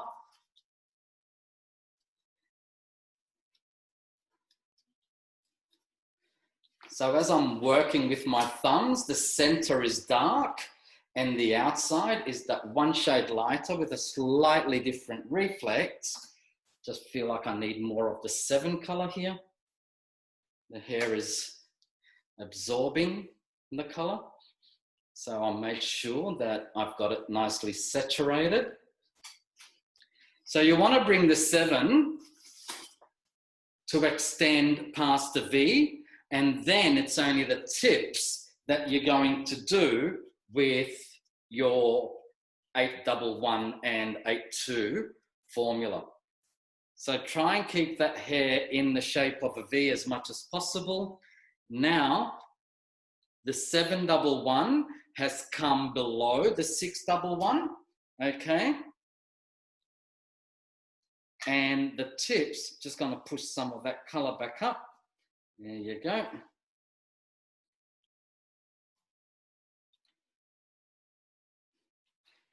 And then the ends are going to be the 811 formula.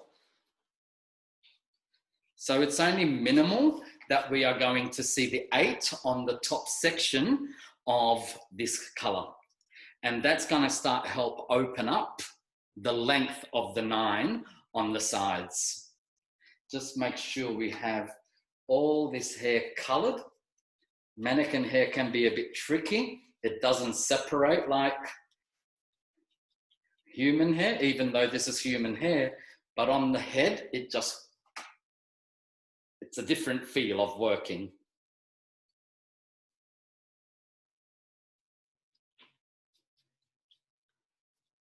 And I just don't want to bring that too far to the end because I don't want to darken the 811. There we go. So that's already working nicely. You can see that the orange is disappearing and that beautiful ashen reflect with the spiced reflects are beginning to deposit. So the first thing that will happen is the ash and the blues and so forth will start to eat away at the orange. And then once that has occurred, all those fashion reflex will start to deposit over the ash. And that's exactly how that will work. I just want to smooth that out a bit.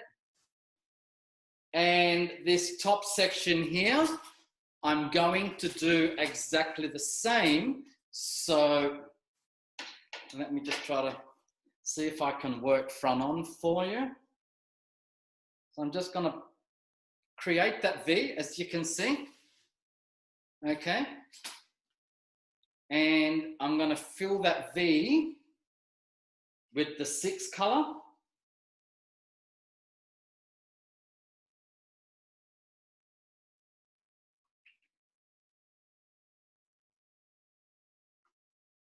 And color the outside with the 7.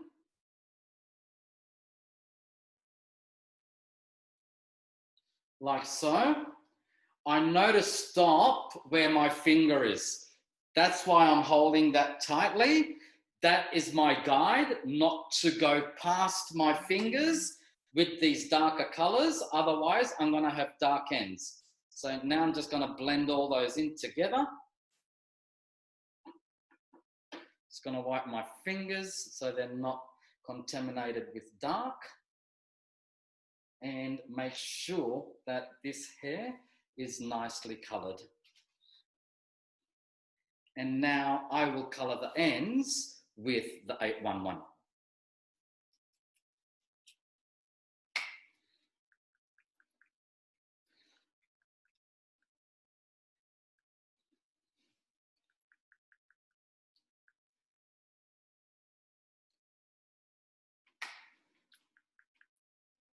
So I'm just going to make sure that all this is colored nicely. I'm going to work some 6/6 in the center again. And some 7 on the ends, on the outside, just to make sure I have enough color on this hair. And that's going to help those colors blend in nicely.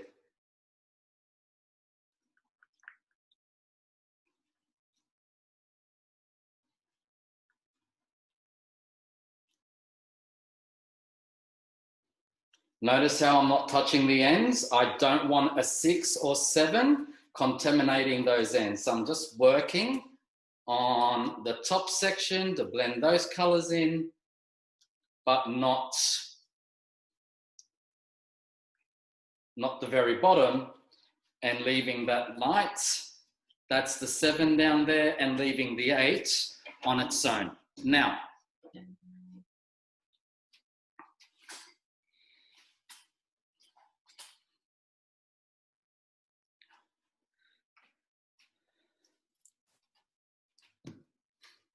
someone's trying to text me, but it's a bit difficult to answer texts when we're in a class and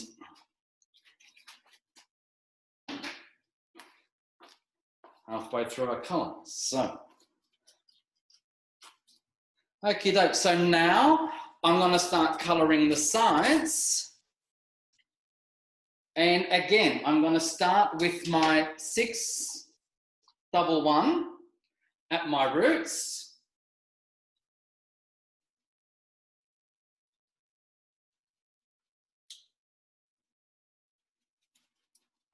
Like so.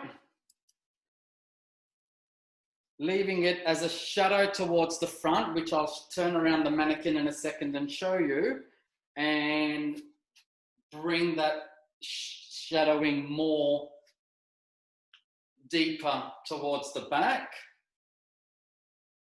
So that way it's not too dark at the very hairline. So you can see what I've done there. So there's more stretch at the crown than there is at the very front hairline. And now I'm just going to go through and do the roots as normal.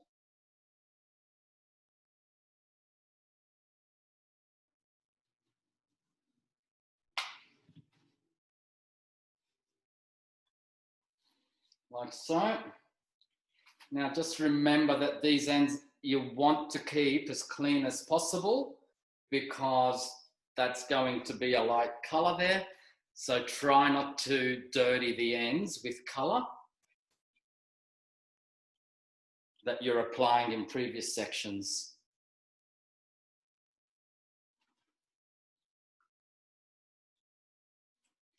So even when I work towards the front, I am not coming down too far at the hairline. I'm keeping more of the 6 towards the back than I am around the front. I haven't mastered working lopsided yet, but that's okay.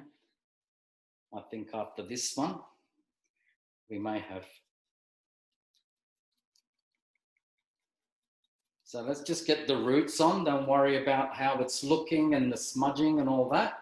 That we will focus when we get the 7 level working in here. So now we are moving away from that very front hairline and applying a little more 611 further down.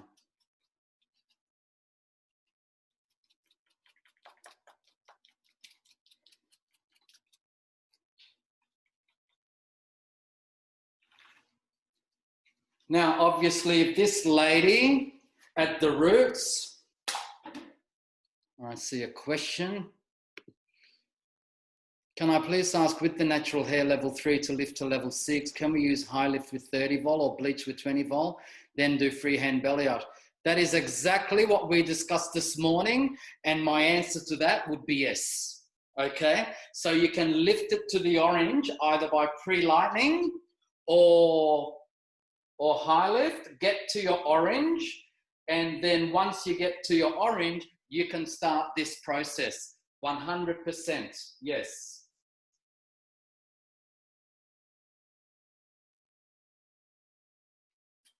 Okay, doke. So this side's almost done.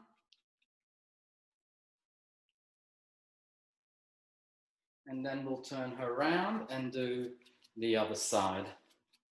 Notice how I'm working in the same direction as the section of the hair. Okay, I'm taking diagonal section all the way up.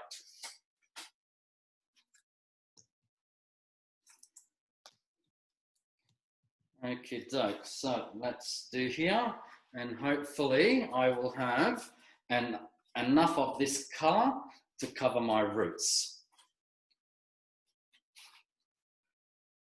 So as I was about to say before, let's just say, for example, this lady had grey hair and the roots you needed to cover grey hair, whilst at the same time you wanted to create this modern effect because the client is young, that's just happened to start going grey at a younger age. All you do to the root formula is add your base. So whatever, no lighter than a 6, obviously, because you want to be on a 6. So depending how much white hair she has or she's resistant, you will either use 60, 6OX or 600. And because I'm using 00, I'll most probably keep and because I've got dark colors working, I'll either keep my peroxide at 10 vol, or depending exactly on the situation, there's a good possibility you may need to increase your developer to 20 volume. Okay, and it's very difficult to say do this or do that right now because it will always come down to the individual head of hair that you're working on. So 10 vol or 20 vol with great coverage, and depending on greatness of white and resistancy are the 2 possibilities of developer that you're most probably going to be working with. We're nearly there. Please don't run out of colour.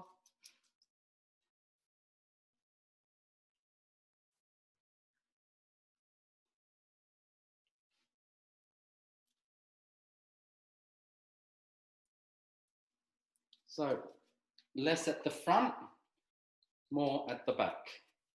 This is how we're working this.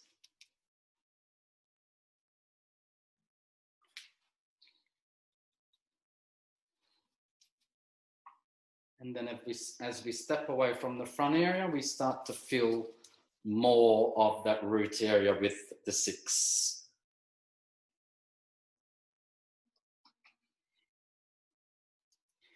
Especially down back here at the crown.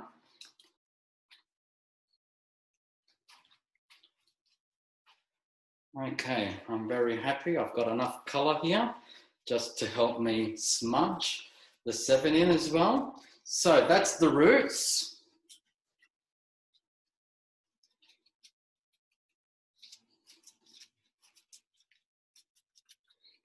And now we will start blending the colours in. So, clean hands. This is where it gets tricky now, where to actually clip the hair, because the back is contaminated already, and you can easily cover that up if you like, or you can just be very careful and just stretch that hair right over, like so, and overextend where the regrowth is. Okay, so 6, and we start again. A little bit of 7 to blend that in. Smudge.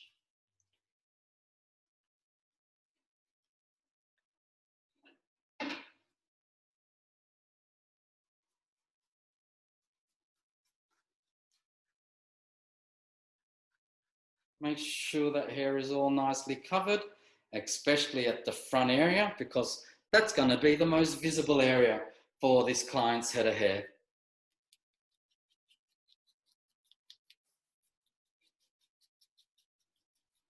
Then I'm going to bring in the 8.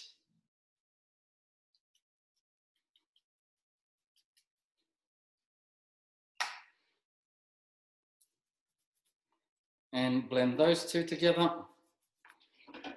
And then finally, I'll bring in the 9.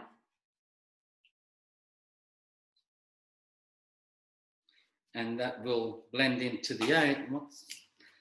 There's a fly in here and it's bugging me.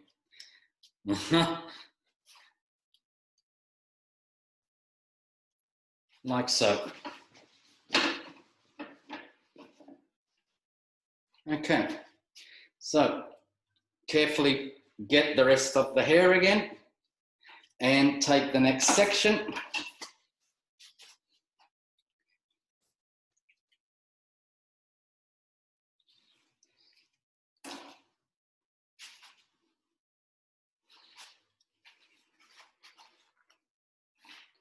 Seven.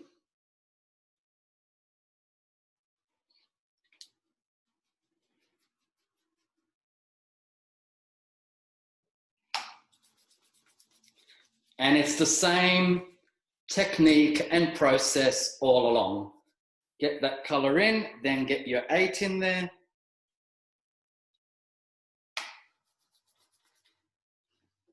And your 9 at the very ends. So now my emphasis is going to start being around the tips and the level 9 formula, because this is the point where that hair is going to fall in its concave shape. So I get that level 9 in there first, because I can always overlap with the 811 to blend that in, like so. And start backtracking, and then I can go in and blend that in with the 7 and further up. with the 6, like so. Again, quick wipe of the hands, and we repeat the process.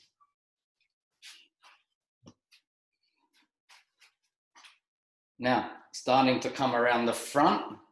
So this is where we can start creating different colors around the hairline. Rather than just keeping it flat and dark, let's start lightening up around the eyes, because that's what's going to be most flattering. So my first instinct here is keeping that 6 as much of a shadow as it is there, and start bringing in the 7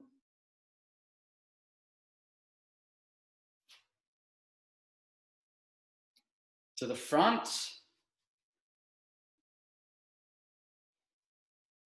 So I've got less dark up the top now, and slowly opening that up.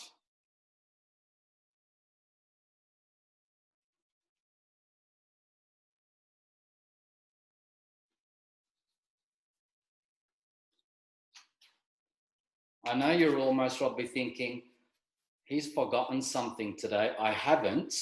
I just want to show you some different techniques so you can build up skill rather than just show you an easy option, okay? And I will also work with an easier option in blending colors, but I just want to show you enough first of how to work with your fingers, because you never know when things are going to be either lost or not found in the moment, and you may need to depend on your natural skill rather than a tool to create blend. Okay, so if you're wondering what the hell I'm on about, I could easily do this by having 2 or 3 different. Love your work, thank you very much. And I love you all being here. So I could easily use the eye blend brush and have about 3 different ones, so I don't contaminate them with each color, okay? And make it easy that way. But I thought it's nice for you to be able to see as well how it all works naturally with fingers.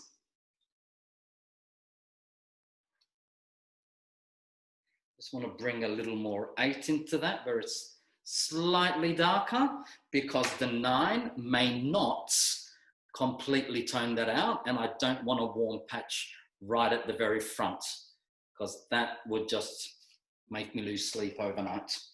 And then I will go in with the level 9.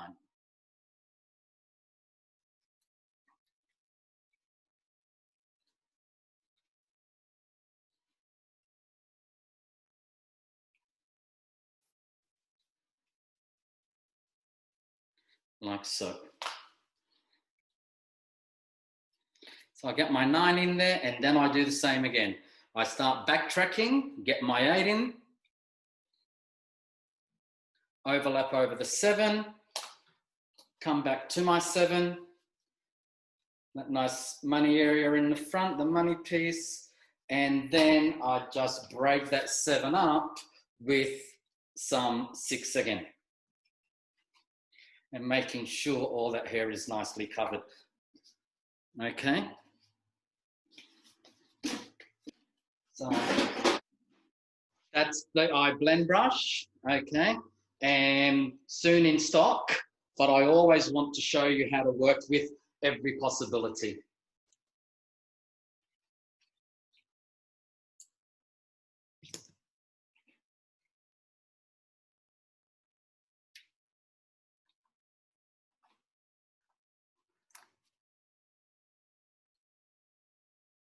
Okay, I don't need to pin that back now. That's going to stay on its own with less hair.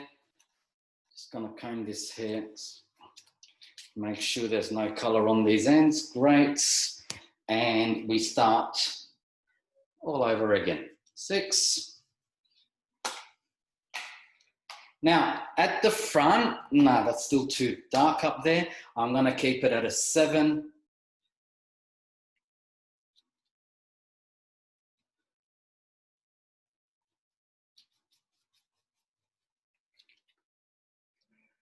It's nice to have a bit of stretch in the hair.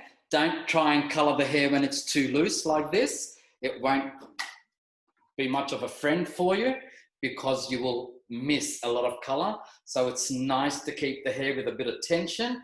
You don't have to pull your client's hair off her head, but it's better to have a bit of tension. And we'll bring a little bit more 7 here where it's dark, and then we'll start working with the 8.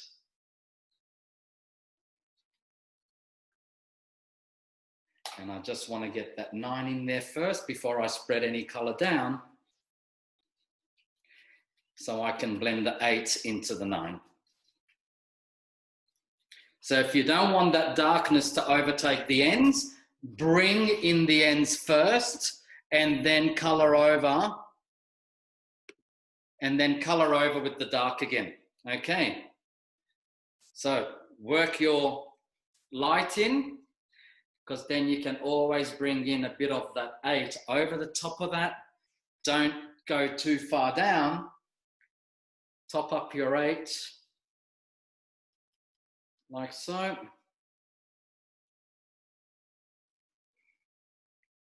Now we're just backtracking again. Yeah. Get that 7 in there again, just to make sure you've covered all the hair. And just by feathering like this, you remove any heavy lines, and it's another form of natural smudging, but you're doing it with the brush and making sure that you have enough hair on that head. Enough color on the head. You want to have hair on the head if you're going to color. Sorry, getting a little bit carried away with my words here.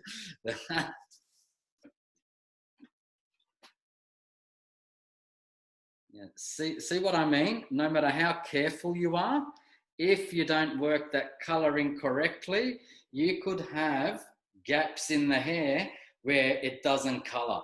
And I'm glad that's happened, so I can show you that. And like I said, mannequins can be a little bit challenging to color, but so can human hair. So just be careful. And this is where the blend brush is great, because it does brush through the color more evenly.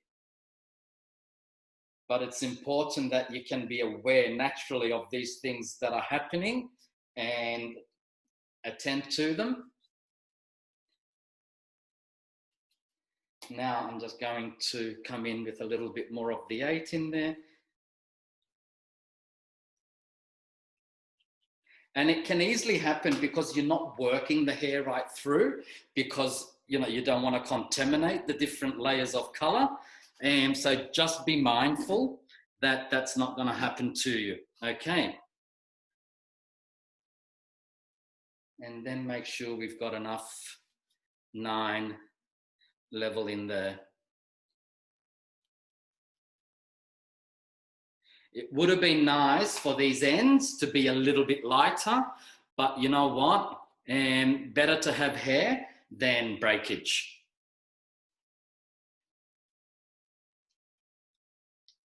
Because this formula would have been more suited to slightly lighter hair, but that's okay. Okie doke, so we're just getting up to the top section now.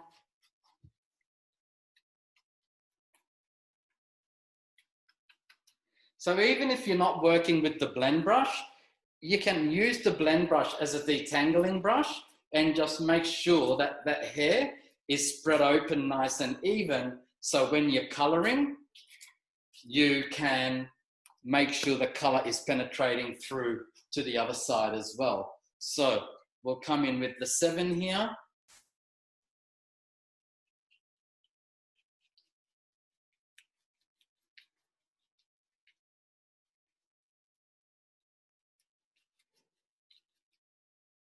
And the other side, and make sure that's nicely saturated. You can always have a second comb and bring that color through, work on that angle that you're working with, and that can also help spread the color evenly. So That way you can see where you need to top up.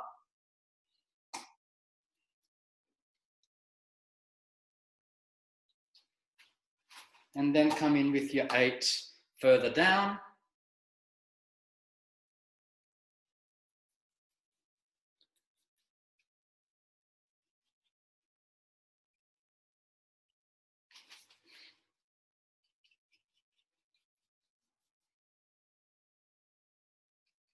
Like so.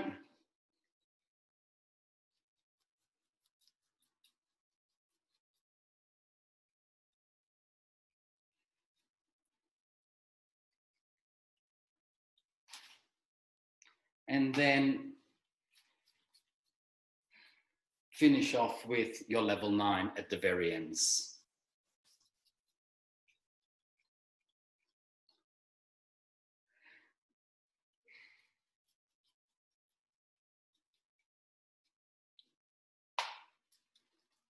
So get those ends nicely colored. Make sure you're not missing anything there. You don't want orange tips. You want those tips nicely colored. And then you can start working your way back with your 8.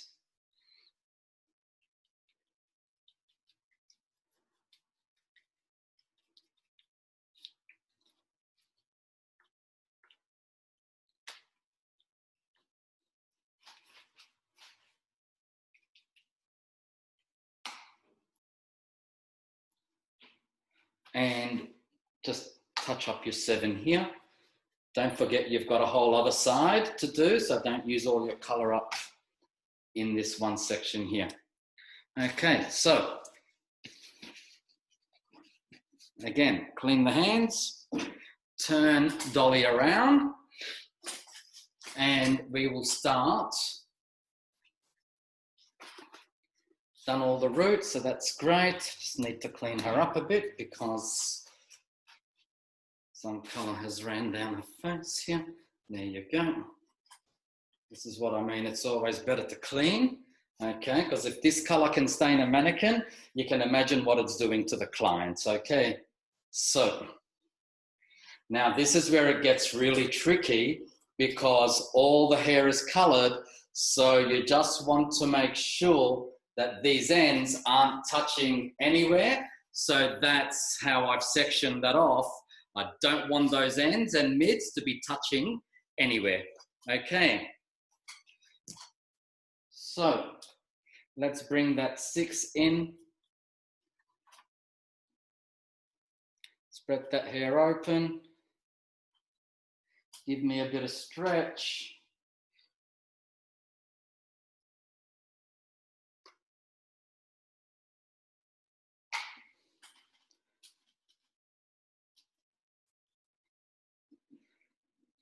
So I'm creating tension as I work.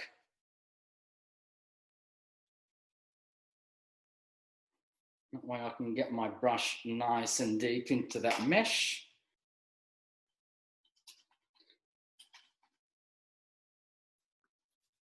And be in full control of what's happening here.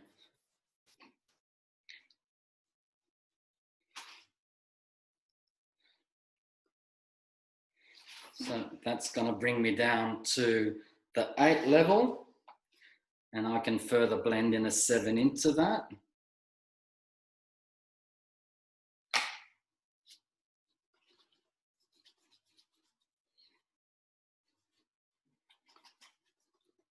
And then make sure that my 9 is nice and clean before I blend any color into that.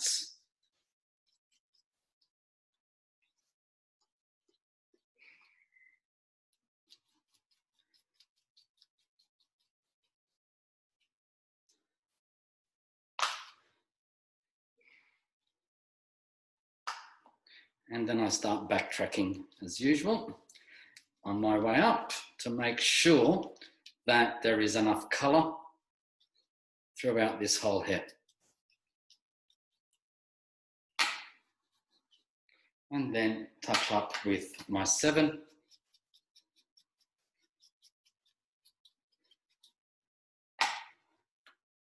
Okey-doke.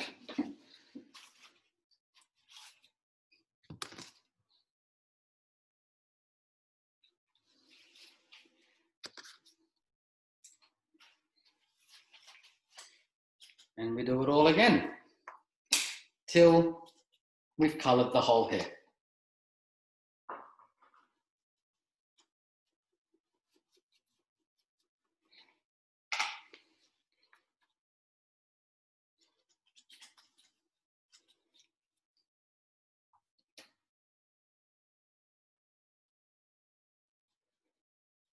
You can really begin to see these reflets working now.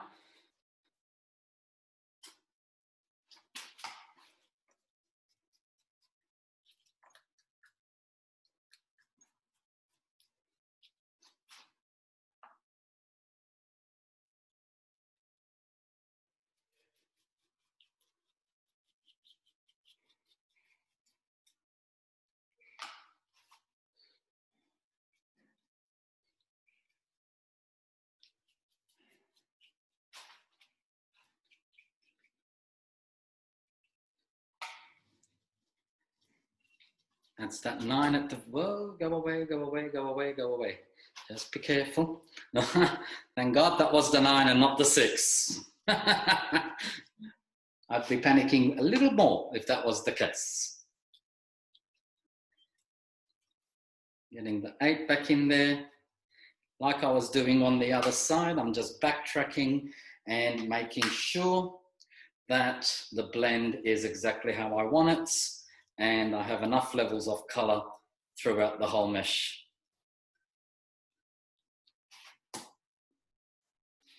Here we go. Scrape some of that colour off. Luckily it's only coloured the ends, which is exactly where we want that 9 to be anyway. Okie doke, so bring this over. We can not worry. Sorry guys. And I'm just going to brush that through so it's nice and not free, makes colouring easier. That's another thing you'll find with mannequins, that once you crimp it all back like that, it can get a bit knotty, but that's okay. Just brush it through. It can happen with hair as well. So brush your section through before so you don't come across any knots, and then you can just smoothly work with your colour.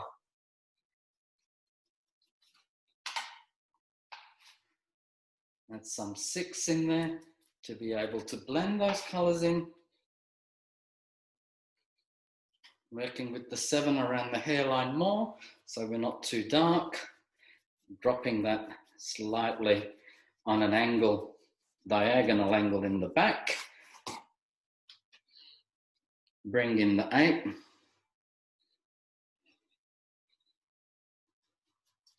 Leaving the tips out.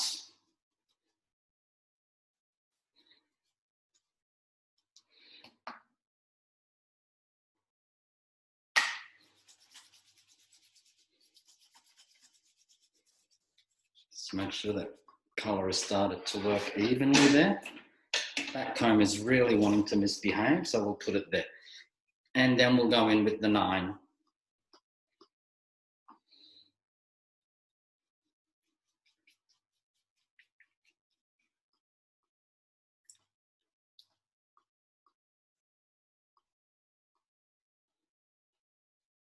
Saturate those ends nicely.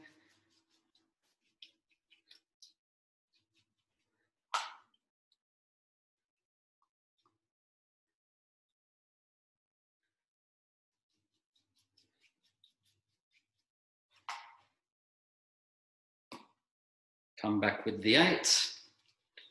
Make sure that's nicely penetrated through the hair.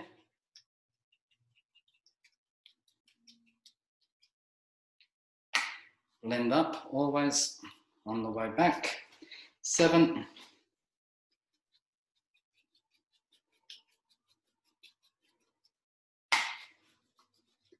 And 6 if need be.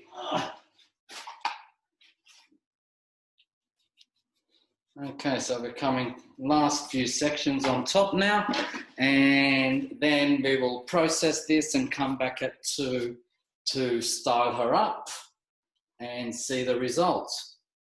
So in the meantime, have some lunch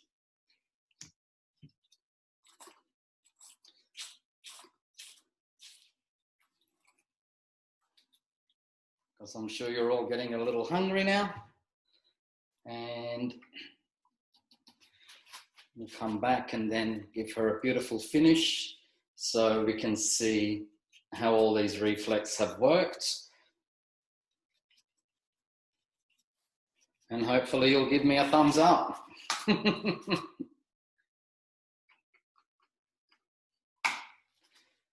So most of you would have seen the schedule that I posted on the page yesterday.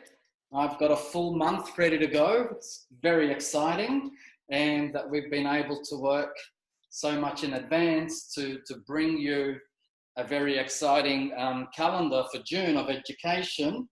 And the next class next week, just for the New Zealand people and Sri Lankan people in the room, is not a Monday, it is on Tuesday. And the reason being is it is a public holiday here in Australia for the Queen's birthday. So that class had to be moved to Tuesday, and that will be the Better Blondes class. So I'm going to be getting into talking about high lifts in depth and all possibilities of toning and the ins and out of it and everything. So yeah, a very interesting class as well. I know many of you are going to be working on Tuesday, especially after being closed on a public holiday. But rather than missing out on a week, I thought let's just keep it going, because those that can't make the class will be happy to watch it in their free time and their favorite beverage in the evening.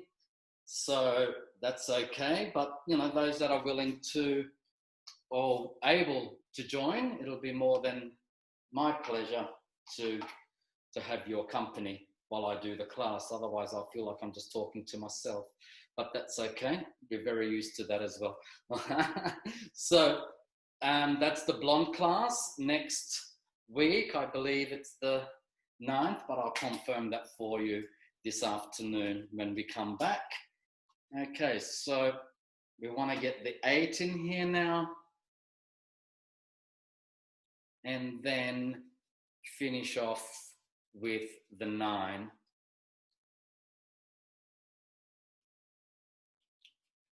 Nicely saturated. So look, whenever you're toning and doing fashion colors, don't just put a little bit of color on. You know, it's really important and very important that you have a lot of pigment in that hair for the hair to absorb. Don't forget,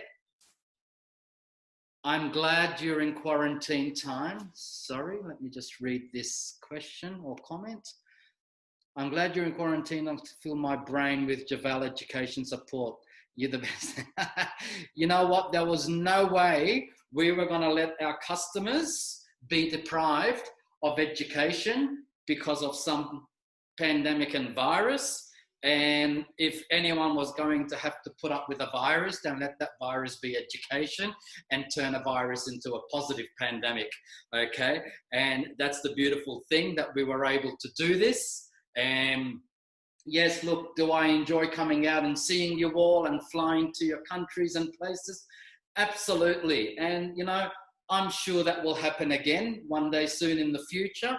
But for now, to be able to continue all of that and offering all of this, I think it's been fantastic as well. You know, it's made us grow, and you know, the education is always empowering to you guys as well. So I'm really glad that you've received this level of education with open arms. The feedback has been enormous, and even from all the stores and what have you. So yeah, we look forward to giving you more and more. And this month is just like electric. You know, we've got the blondes, and then the following week there's Purple Crush. And that's going to be really fun, because I'm going to show you how to create. You're welcome, Nari.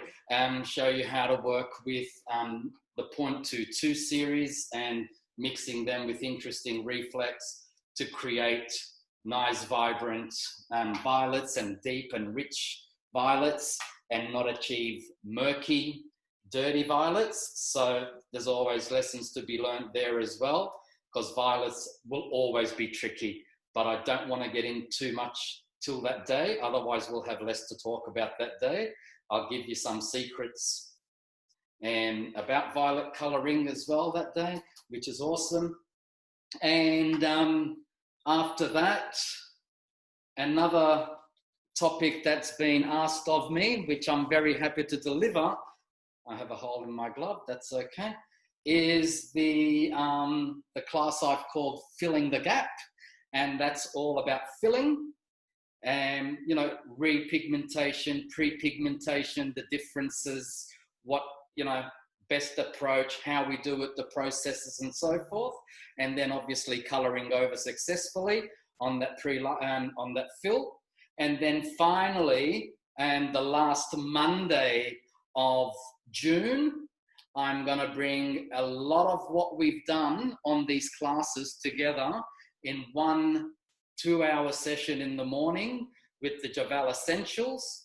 And I'll be talking, you know, that's a great class for those people that have just joined Jeval and wanting to know more and more basics and so forth. It's fantastic as well for the younger hairdressers that are, you know, getting into color and so forth. So yeah, don't miss that one. And in the afternoon of that day, and as a finale for June, I'm going to do and present the Jeval hair care range and go through a consultation. And, you know, and it doesn't have to be the one you use. Take extracts of it, and if it works for you, it's great. I know when I used to perform this particular consultation to all my clients, my retail was phenomenal. And, you know, it's not about having pretty shelves, it's about working your hair care range to make money for you. And hopefully, that's what you're going to gain by looking at that class, is a lot of insight into how you can make retail a really good money maker for you, because that's what it should be. You know, besides complementing your professional work in your clients maintaining their hair at home, it should also be an area of creating extra income in the salon. So I'll show you how to do that as well, while explaining and giving you in detailed knowledge on the products. And having said all that now, this application is complete. We're not wasting too much time watching hair dry.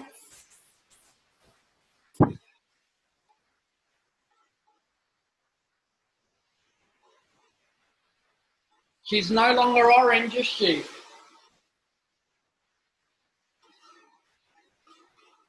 Look at that gorgeous colour.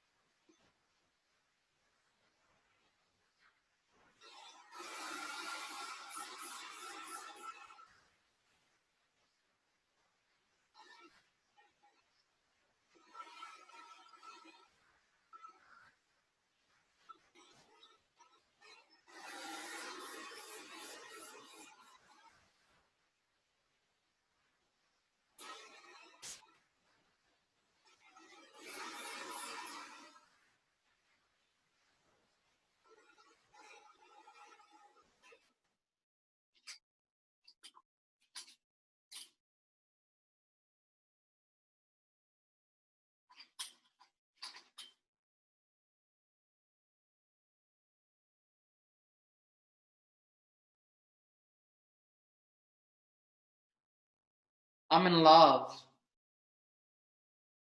I mean, who wouldn't want that this winter season? Look at that. So,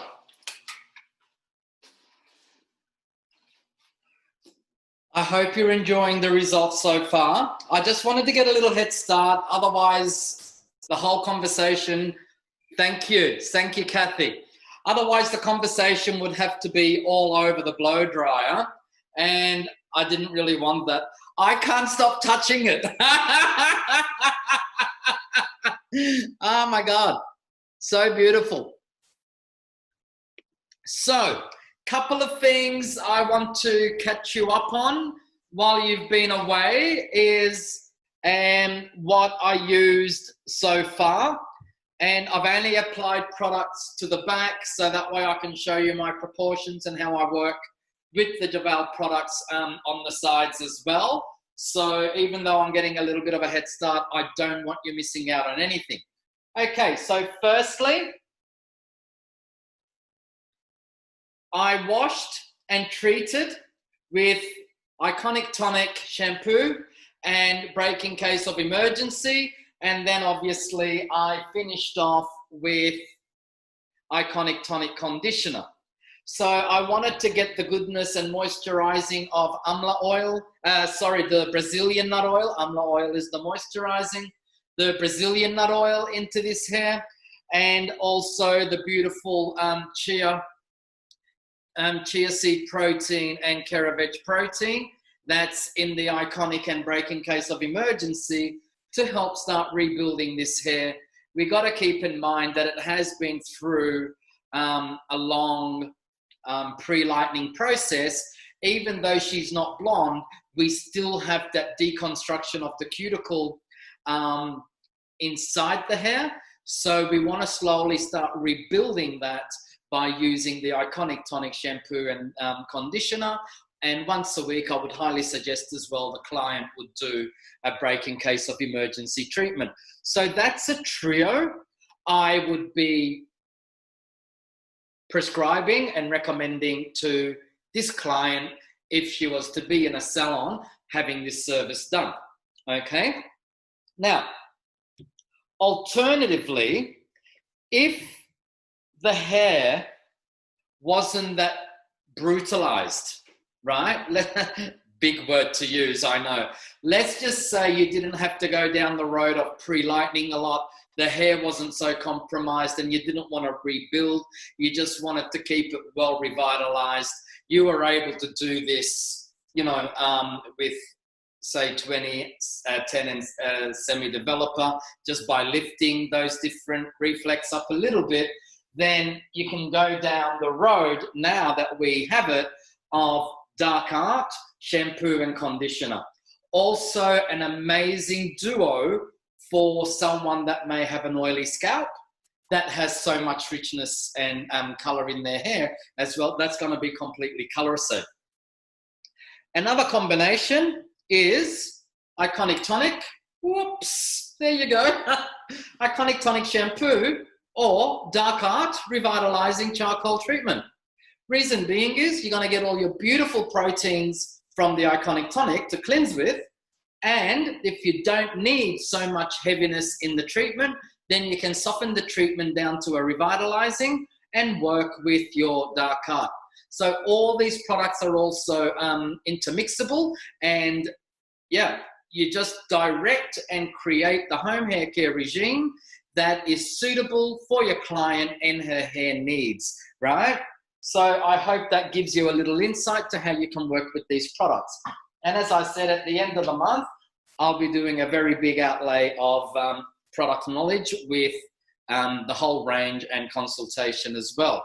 So now I want to product the sides and front the same as I did the back. And how I started was with, I just want to clip the back away for now so I don't get all this caught into the front section.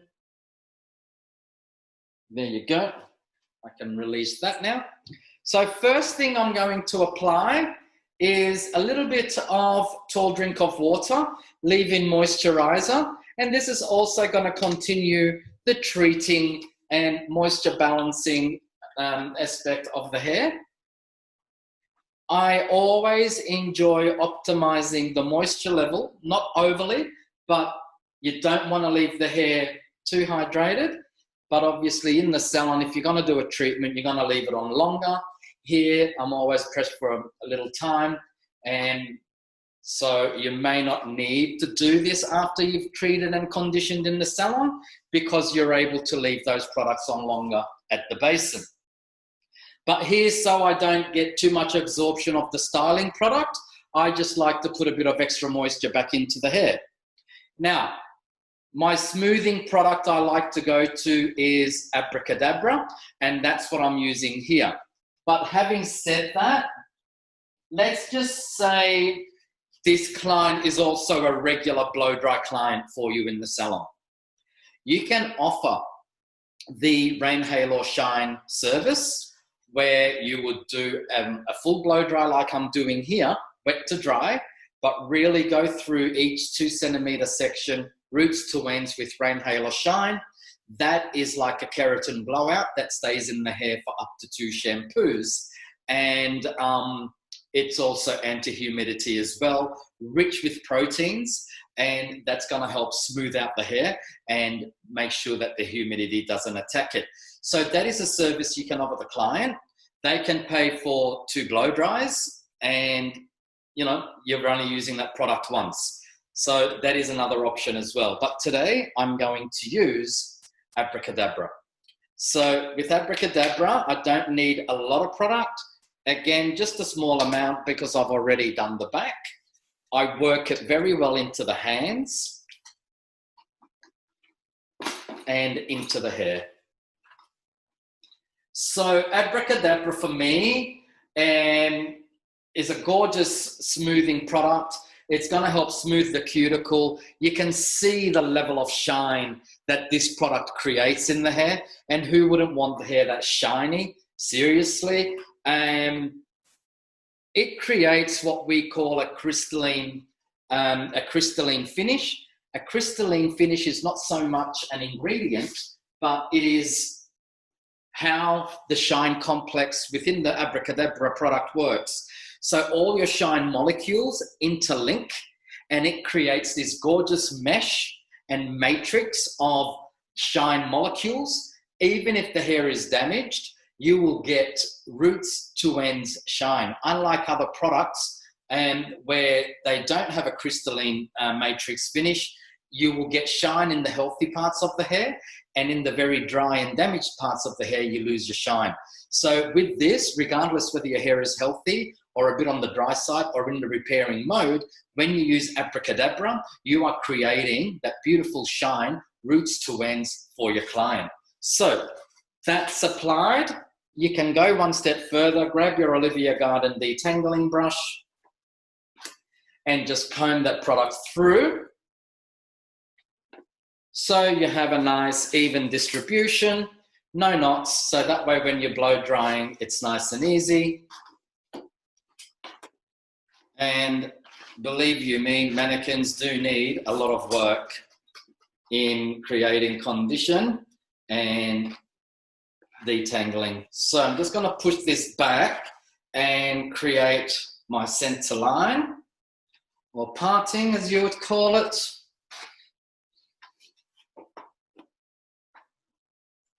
And that will give me a good indication of where to style. And I will continue doing the blow dry. So as far as brushes are concerned, round brush or square brush is fine. I'm just going to go for a smooth for now effect, and then I'm just going to curl just around the hairline to create a little bit of movement. So if I want to just smooth and have a straight look, I will use my nanothermic square styler, and I would work with the 50 and 40 depending on the length of the hair or whether you have layers. Okay, normally I'd go in with the large and then smooth over with the smaller. Or if I want roundness and a bit of bounce, then I work with the heat probe because of the copper plating of the ceramic, and that keeps the hair nice and smooth for me and creates works beautifully with the products to illuminate that extra shine as well. So yeah, these are my go-to brushes. But then again, you know, with Olivia Garden, there is such a big range of brushes. You got to find the ones that work for you. These are the most heat resistant. They heat resist to about 230 to 50 degrees, and these are about 220 to 10 degrees. So excellent brushes. The bristles are slightly different here. You've got your tourmaline in your bristles here, and that's going to create your shine there. It's a closed end because this is not copper ceramic. And so therefore, each time you move the brush away from the hair and the heat, it's going to cool down. So by closing the end, we try to maintain as much heat as possible. Whereas the Heat Pro brushes are open-ended due to the ceramic iron maintaining the heat. We don't want the brush to overheat, otherwise it begins to burn the cuticle. Okay, so that's a little insight to why I work with these brushes. And as always, I'm going to section with the double clip. So I'm just going to have a couple on me here. It's just a hairdresser thing, right? You got to have clips hanging off you. So, okie doke. Because I want that to fall on an angle, I'm actually going to blow dry in an angle as well. There you go. So, we'll start off with the square styler here. And I'm just going to smooth that down. As you can see, I'm not blocking the wind by suffocating the hair. Yeah, I'm just blowing that hair down in the natural cuticle fall of the hair to smooth and create my shine.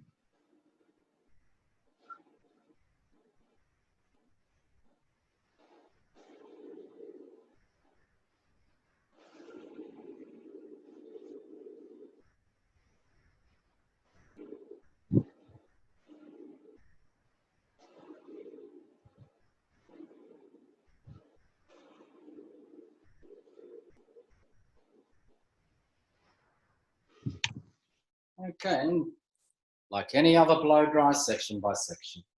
Now, normally when I'm doing a full blow dry and not educating, so to speak, and I would continue working without splitting up the hair. So I would prefer to work, for example, this section here, I would be joining to the back section like so. So when the hair wants to extract back to its natural fall, I'm not going to get any breaks in my blow dry. So I'm just going to quickly do that here, just by putting some heat at that section and make that section one rather than two separate sections.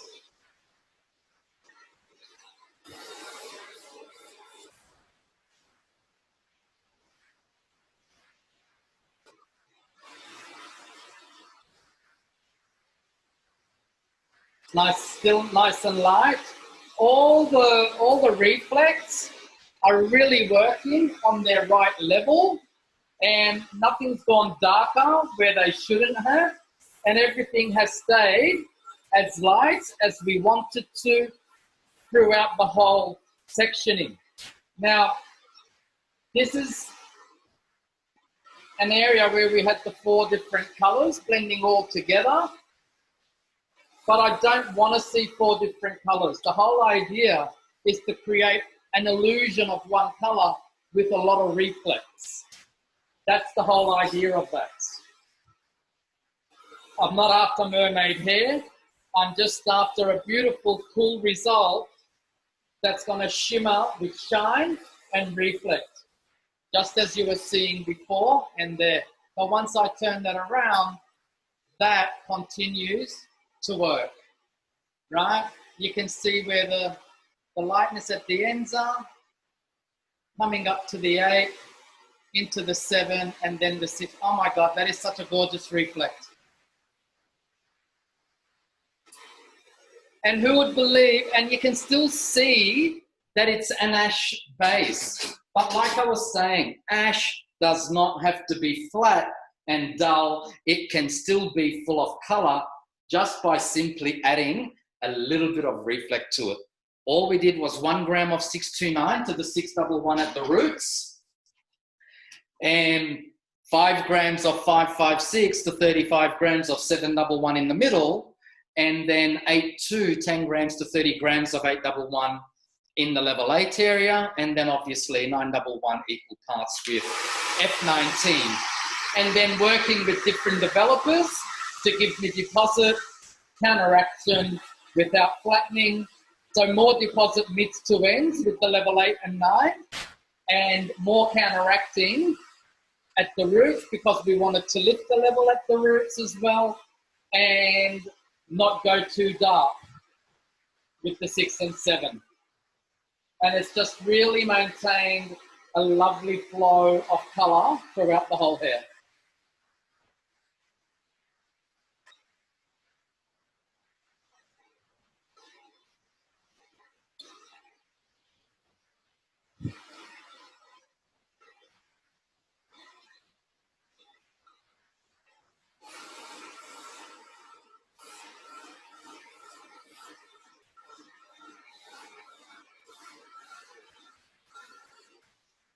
These are the kind of colours that you're never going to have a client send to you.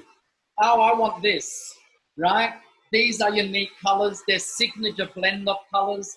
And when you create signature blend of colours for your clients, the only place they can come and get that colour is from you. And I would always say that, madam, I'm going to create a beautiful signature blend of Free Flex specifically for you and your hair. And it's going to be unique just for you, okay? The other clients don't get this. This is just for you. And they feel so special, and they don't mind paying the extra $10,000 for the hairdo, darling.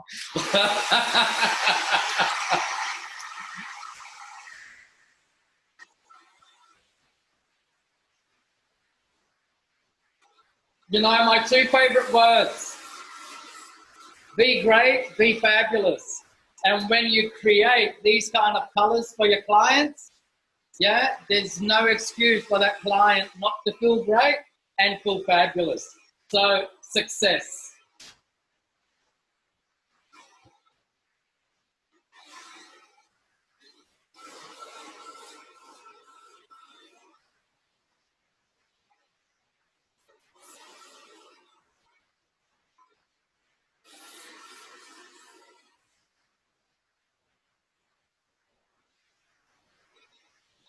Beautiful.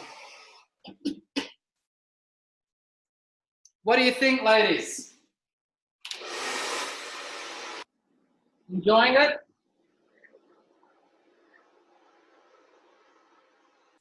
Let's let that down.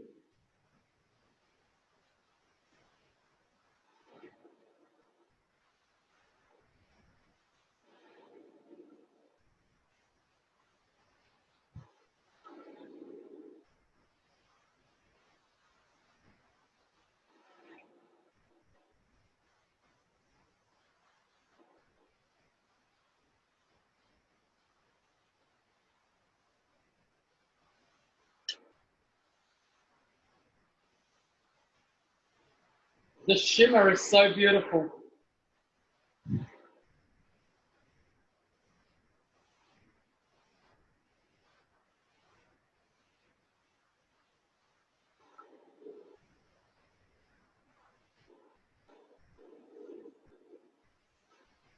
So I'm just going to smooth over this with a bit of copper ceramic. Looks great. Thank you so much, Nari.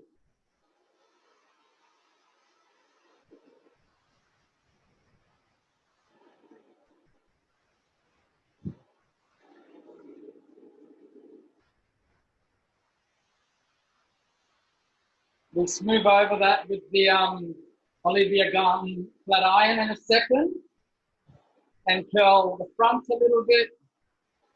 I just want to show you the difference of the brushes here.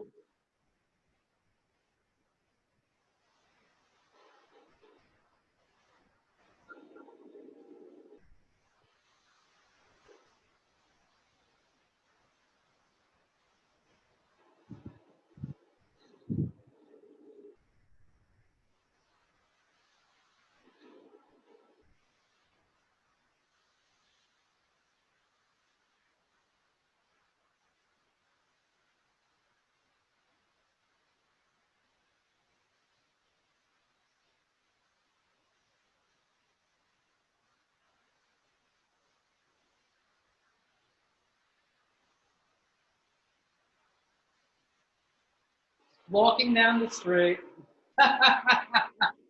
looking fabulous.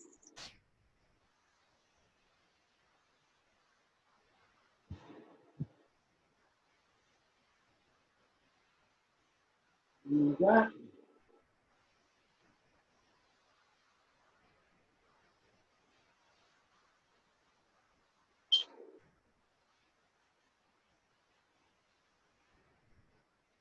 Okay, so we'll just quickly smooth over this, and then we'll get the Olivia Garden flat iron out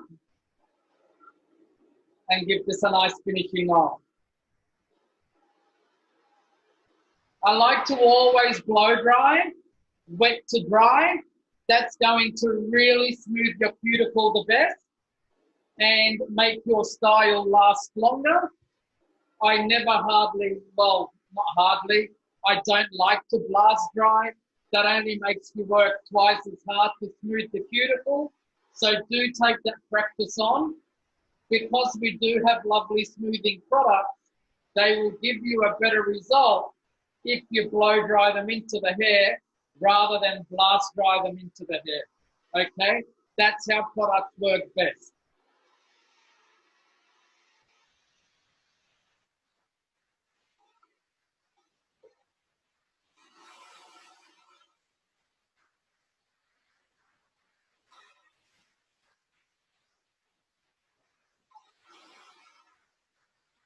Now, what you don't want to do is make the big mistake when you go and straighten this, and educate your clients as well.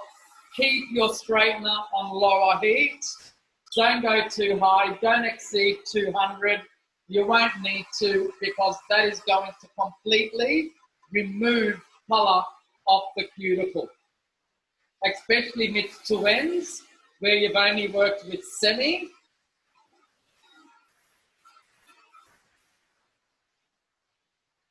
Now, processing time, when you're blessed with time, I would have left this on for 25, 30 minutes easy, just to allow everything to work and overtone a little bit. So when I wash and rinse off, I will lose excess pigment but not reflect. And in my world here, pretty much 10 minutes after I left you, I had to start thinking of removing, cleaning, preparing so we can be here again. So even though she was slightly under processed, the result is still stunning. I mean, oh, I love.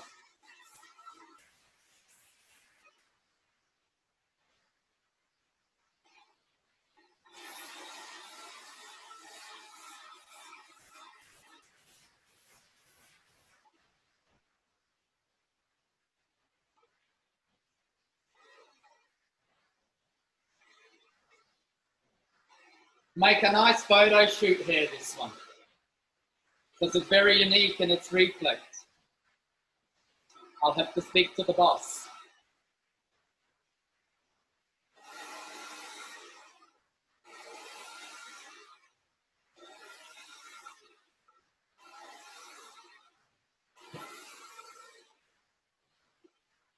So as you can see, it's got nothing to do about being grey and flat. It's, you know, so this is more about interesting ash reflex, new ash reflex, you know, the ones that are not vogue or the ones that aren't on every second person.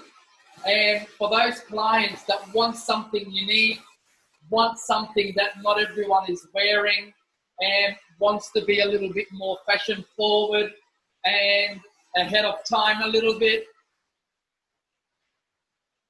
but they suit anyone from young to older. Just manipulate a bit of reflect into your colors. The way it works for me is I spice my food when I cook for flavor, then I'm going to spice my color for interest and character. I think the color has more character, you know, and when people see this, they're like looking and trying to guess what color is that. Is it ash? Is it brown? Is it violet? Is it this? Is it that? You know? And that's the beauty of it. There is no name.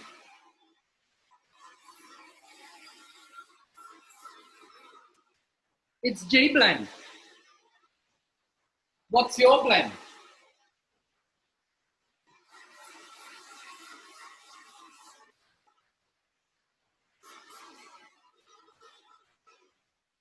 Okay, so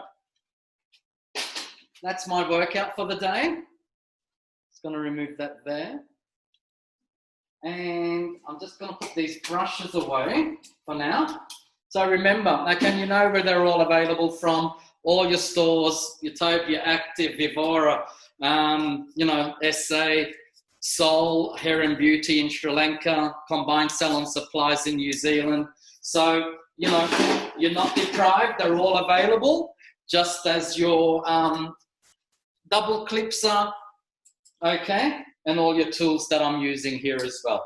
So, let me just get my Olivia Garden iron.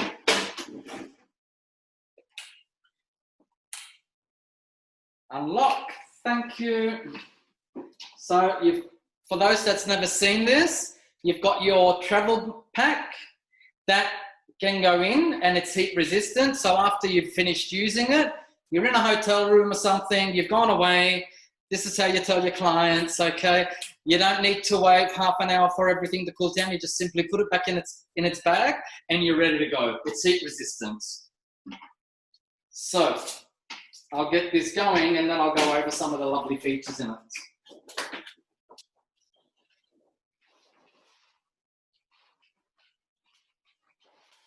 Right up the sound. Okay, so digital recording. And you can alter the heat. You've got your up and down range here, minus or plus. It has dual thermal systems, so therefore each plate is going to heat up individually. That is also a big bonus. So when it's with each swipe, it's going to maintain its heat, not cool and then wait for it to heat up again. So it's constantly going to be at the temperature that you've raised it at. Now, I'm setting mine at 185. So you set it there and then it just heats up very quickly, as you can see, to 185. That's 180, done. And it stops at 185. Okay, and then you've got this ergonomical thumb rest in there. So when you're applying pressure, you're not putting strain on your wrist. Okie doke. So, more importantly, we need to protect the cuticle from the heat of the straightener. So I'm going to be using Jeval HPF 230 plus. And I'm going to spray that throughout the hair. And that's going to give me some lovely protection to protect, oops, that was silly, G. That's going to give me lovely protection to protect the colour and the cuticle so I don't burn anything here.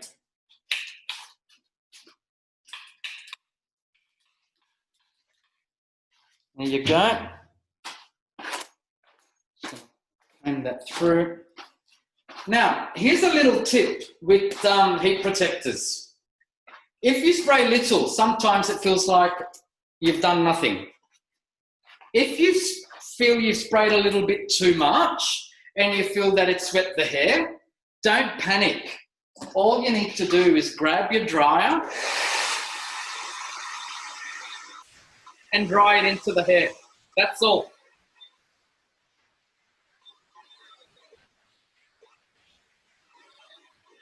Like so. Okay. Okie doke. So I just want to smooth over some of this hair and just want to get a different towel comb. We'll sort that out later. Great. Don't take too wide a section.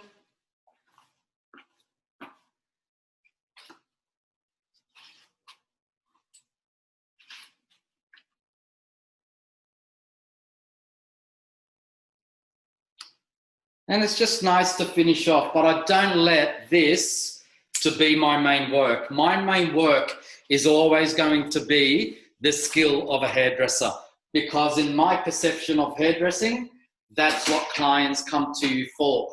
If they want to, you know, blast and straighten, this is something they do themselves at home.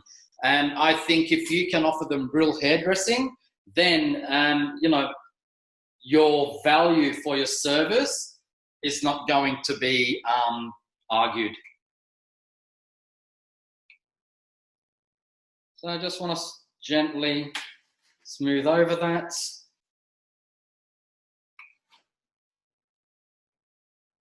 And obviously, the smoother we can get the cuticle, the more shine we are going to create. And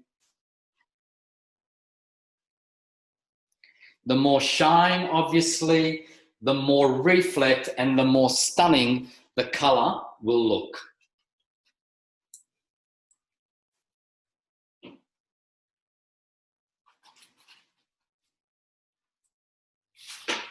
Would I have changed anything now that I'm seeing the result? No. I could not be happier with this result. There's no orange. The reflexes are there. It's beautiful work.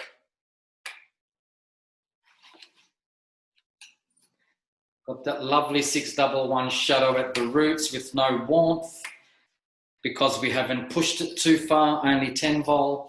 So that's done what it's meant to do. And stunning reflex working throughout the hair as well with all the other blends of colors that we've formulated today.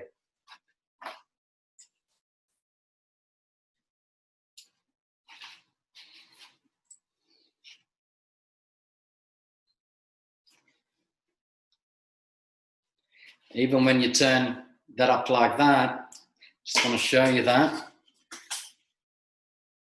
Yeah, so pretty. You just see all the different levels working there together. You don't want colors to be fighting with one another, and you just want them all to work together as one.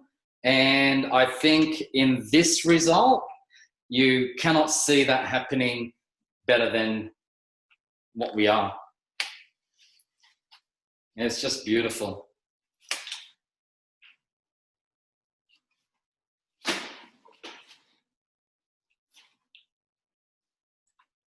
So the iron also comes in titanium. The difference between the ceramic ionic, well, they're both ceramic ionic, but the difference between the ceramic plates and titanium is the ceramics are not designed for doing keratins on, okay? And you do keratins with the gold version of the flat iron, the normal ceramic plates. Eventually your plates are going to start to erode, okay? Because they're not designed for the acids in keratin. So for keratins, you're better off buying titaniums also with the ceramic. You've most, you know, if you've never known this before, just a bit of knowledge for you. Normal ceramic plates are good for about 200,000 swipes. So the titanium never wear out. The titanium are also excellent choice for more hair that is for hair that is more coarse, and the ceramics are great for hair that are fine to normal because you don't have to go over it so often and creating the longevity for your plates. So if you didn't know that before, there's a bit of interesting information for you.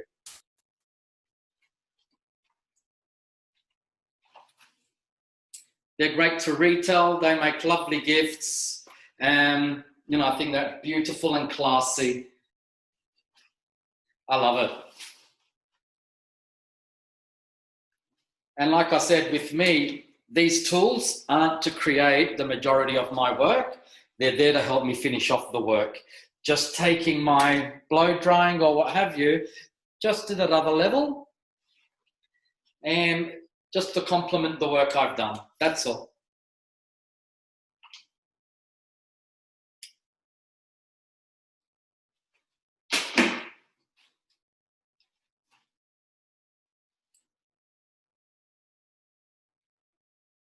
So I don't want curls around the back or anything like that. I just want a slight wave around the hairline, and otherwise, yeah, I just don't want it to look, I don't want to give this look that particular bouncy, very wavy effect.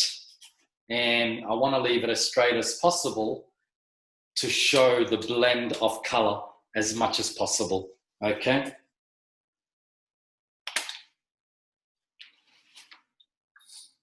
I think when you've got really contrasting colors, a curl or a wave works nicer because it helps to blend those colors in together. Otherwise, when it's straight, you can see very distinct lines and so forth. But in this particular look, and because of the way we have worked the colors in together, we don't need to overproduce the hair.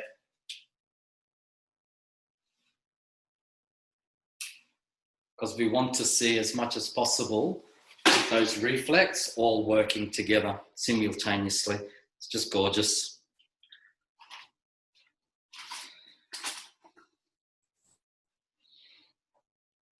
So this is where I'm going to start putting maybe a bit of bounce into the hair.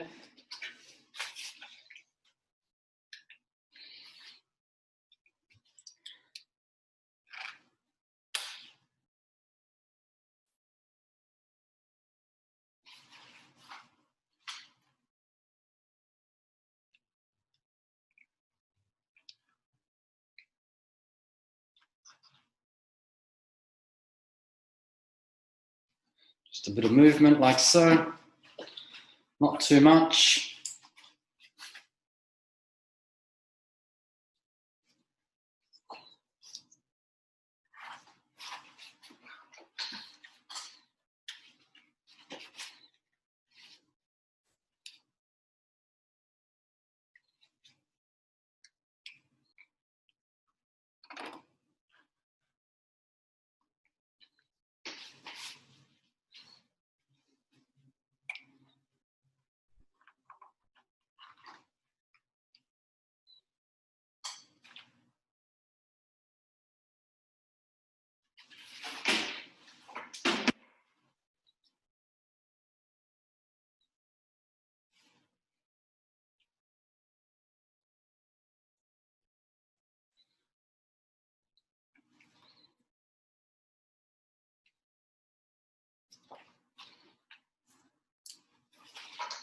So I'll just smooth out the back.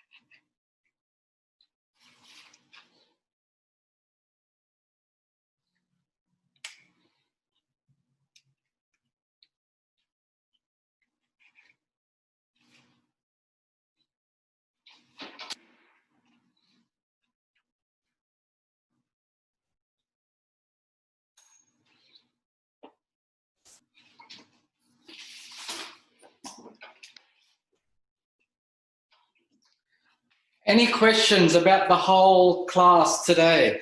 Anything you want me to go over while I'm just finishing off this lovely head of hair here?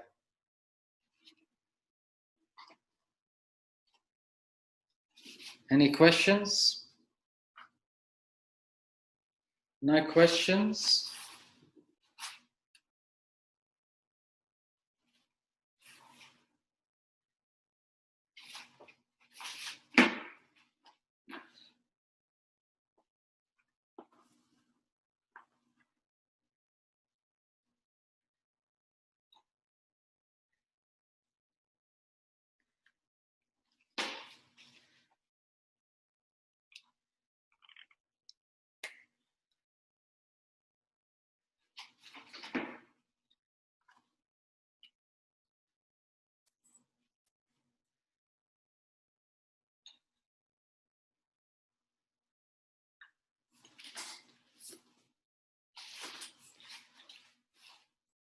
So it won't be long now. See the full result. Just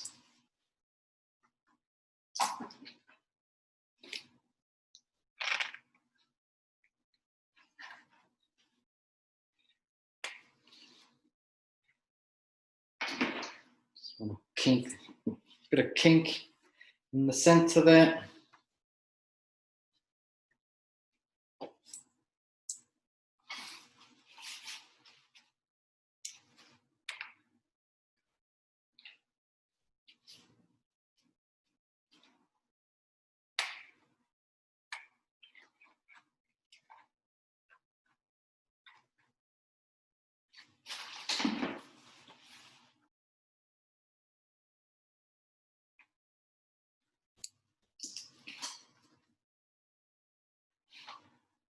It's almost natural, as if the hair's been pushed back behind the ears and there's been a bit of movement there. That's all I'm wanting out of this. I don't want the big curls.